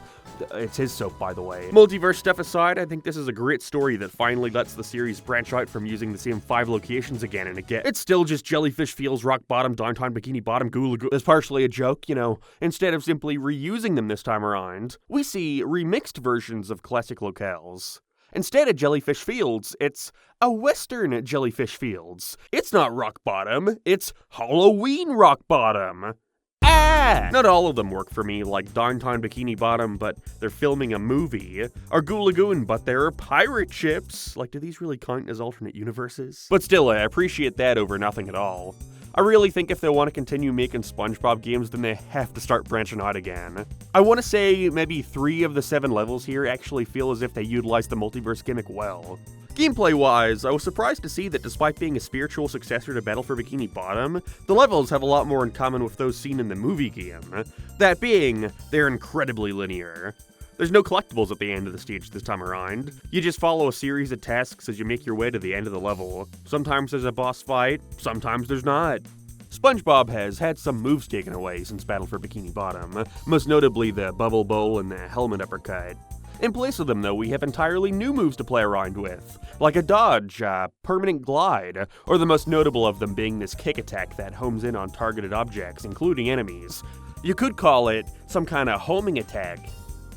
Sorry. Moves like these definitely more than justify the heavier focus on combat arenas in this game, even if I hated that the camera never seemed to want to stay in the arena. There was also this moment where I got to the Sandy boss at the end of the movie level, and I soft-locked myself because the cutscene just never played, felt like that was worth mentioning. They have a lot more mini-games this time around too, quick little gameplay segments where you just have to press a few buttons to trick or treat, or hoist seals, or make Krabby Patties. These were usually the low point for me. See, saying all that, I think the game's linearity gets in the way of it half the time. Like I said before, all you really have to consider for most levels is jumping and attacking enemies, but they're frequently interrupted with these incredibly basic bits of gameplay, which I'm typically fine with if they involved a bit of visual spectacle like the seahorse riding segments. But in levels like the filmmaking one, I don't know, I just don't like doing missions where I'm stopped every couple minutes to spam a bunch of buttons. Honestly, I think that level and the rock bottom one showcase the worst this game has to offer. Just feels like you're running in a straight line, consistently being stopped to fight the same 5 enemies, and then doing easy as all hell minigames to progress. I do think, though, this game has the best Bikini Bottom hub in the series, accurate to the show while still having elements of the game's story, as well as so many extra missions to do. There definitely isn't a lack of content here despite the campaign's short length. Also, the graphics. Hands down the best we've seen in the series so far. The cutscenes look fantastic, the animation is incredible, the lighting is also amazing in most stages. I love how much more dynamic it is compared to how flat Battle for Bikini Bottom looked. I mean, just compare how Bikini Bottom looks in both these games. It's crazy how soon a SpongeBob game came out that made me say, wow, Battle for Bikini Bottom kinda looks like shit, when I thought that crap looked amazing just a couple years ago. Overall, I like Cosmic Shake, but I don't think it goes much beyond that. There are definitely a lot of improvements from Rehydrated, but unfortunately I don't think this game does enough to annoy me, or really blow me away that much. As is, I probably won't find myself playing this game ever again, but from my 2 playthroughs I think I can safely say, it's fun, and nothing more.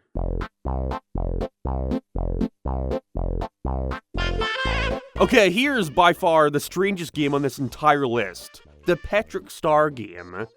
This shit felt like it was just announced one random day in August 2024, and then just came out 2 months later. People then talked about it for a second, and then we all forgot it existed. Why did Nickelodeon make this? To promote the Parick Star show? It has nothing to do with it as far as I'm aware. So, remember Goat Simulator? The game that was fucking everywhere back in the early 2010s? Don't you just wish you could play this as Parick fucking Star?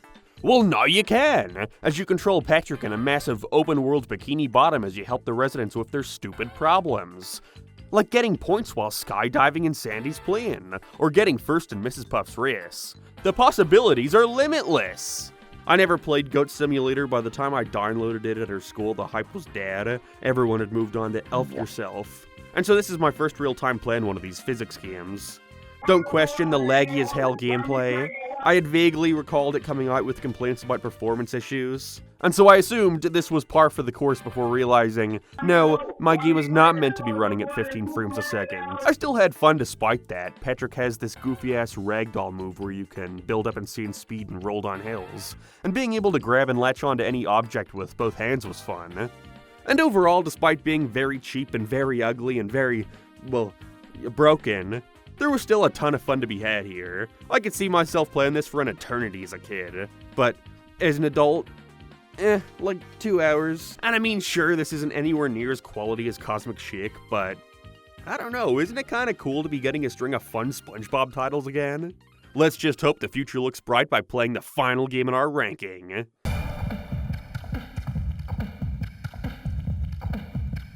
SpongeBob SquarePants Titans of the Tide. Isn't it funny how at the start of this video I said this game just came out?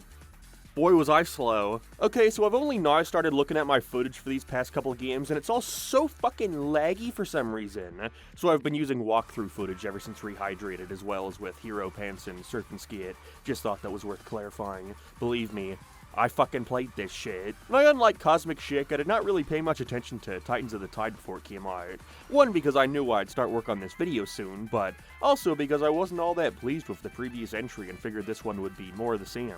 Didn't hear much about it upon release, got pretty good reviews, but I can't imagine it sold as well as either of the other ones. Which sucks, because I think Titans of the Tide might be the best SpongeBob video game ever. Oh yeah. This game sees an average day in Bikini Bottom be disrupted as a fight breaks out between the Flying Dutchman and King Nicktoon, 2 characters who we seldom, if ever, see interact.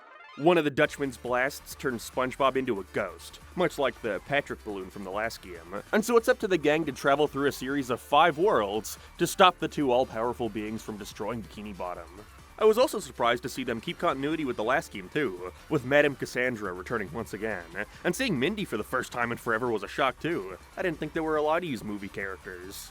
The graphics, I want to say, aren't as nice as Cosmic Shake. That game was so linear that I think they had a better opportunity to make sure it looked its best at all times. But Titans of the Tide feels a lot darker, a bit more drab. Feels very similar in tone to the Heavy Iron games, honestly. The cutscenes, I think, are an undeniable step down. The animations are fine for the most part, but I hate how flat everything is. Cosmic Chick's cutscenes were always playing with character placement and camera angles. And while they do that here for a select few, most simply stick to this boring Family Guy angle way of framing shots. Still though, what matters most is the gameplay, and I am so glad to say that they have finally moved on from the Battle for Bikini Bottom formula. Again, I like those games a lot, but it's hard to deny that it works best in an open collectathon kind of thing. The characters move so slow and they're so floaty that all challenge is null. You kinda feel like you're on autopilot half the time in Cosmic Chick. Whereas this finally feels like an evolution of the formula, not a replication.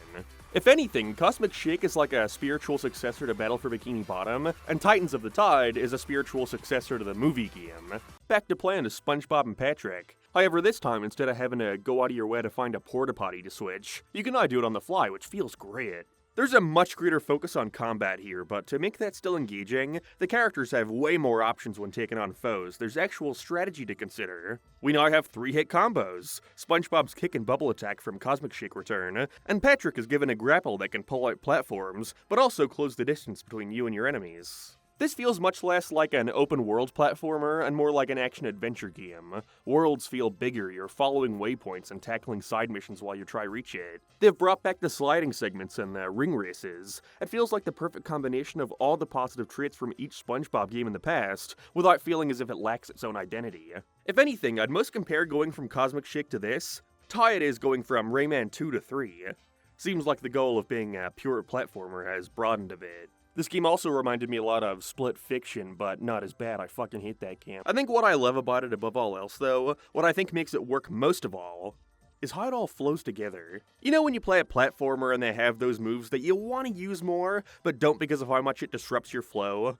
Like the homing attack in the newer Sonics. It's like playing Crash Bandicoot, but you don't immediately jump after sliding. Now you gotta stop and start running again, and it just feels gross. Here, there is no move like that. Nothing disrupts you, other than Parick's grapple, I guess, but even that stops you in the right way, where now you have an extra half second to react to the change you made. There's nothing stopping you from switching in midair either, and the game makes excellent use of this. You'll find yourself sliding down a track, switch to Parick to burrow underground and launch in the air, only to switch to SpongeBob and kick a balloon before gliding down to safety. It's really cool to pull off.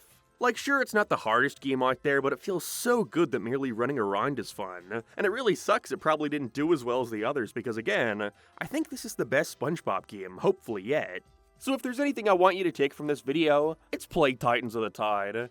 Maybe wait for a seal though, I don't know, it's only like 4 to 5 hours long. $40 isn't a bad deal though if you plan on playing all the extra stuff and collecting the costumes. There's also some DLC based off the 4th movie, so have at it.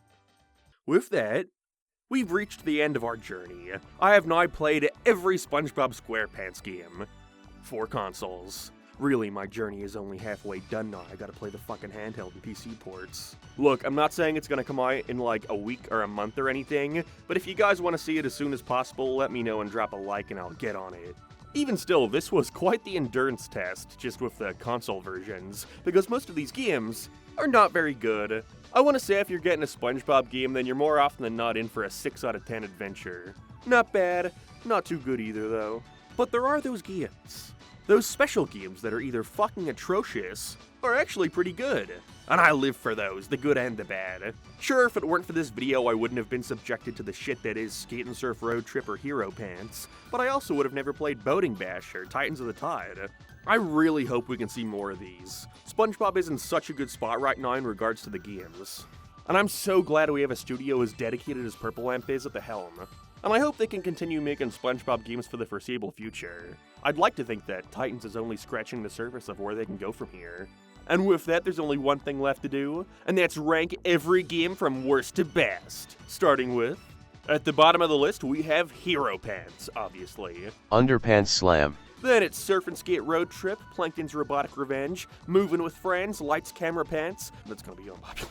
Revenge of the Flying Dutchman, Atlantis SquarePantis, Krusty Cook-Off, Creature from the Krusty Krab, Unite, SquigglePants, Supersponge, Truth or Square, The Parick Star Game, Volcano Island, Globs of Doom, The Cosmic Chick, Boating Bash, Attack of the Toybots, the SpongeBob SquarePants movie game, Battle for Bikini Bottom, Rehydrated, just barely edges above it, and finally, Titans of the Tide. I only said it 5 fucking times. Goodbye, everyone. I'll remember you all in therapy.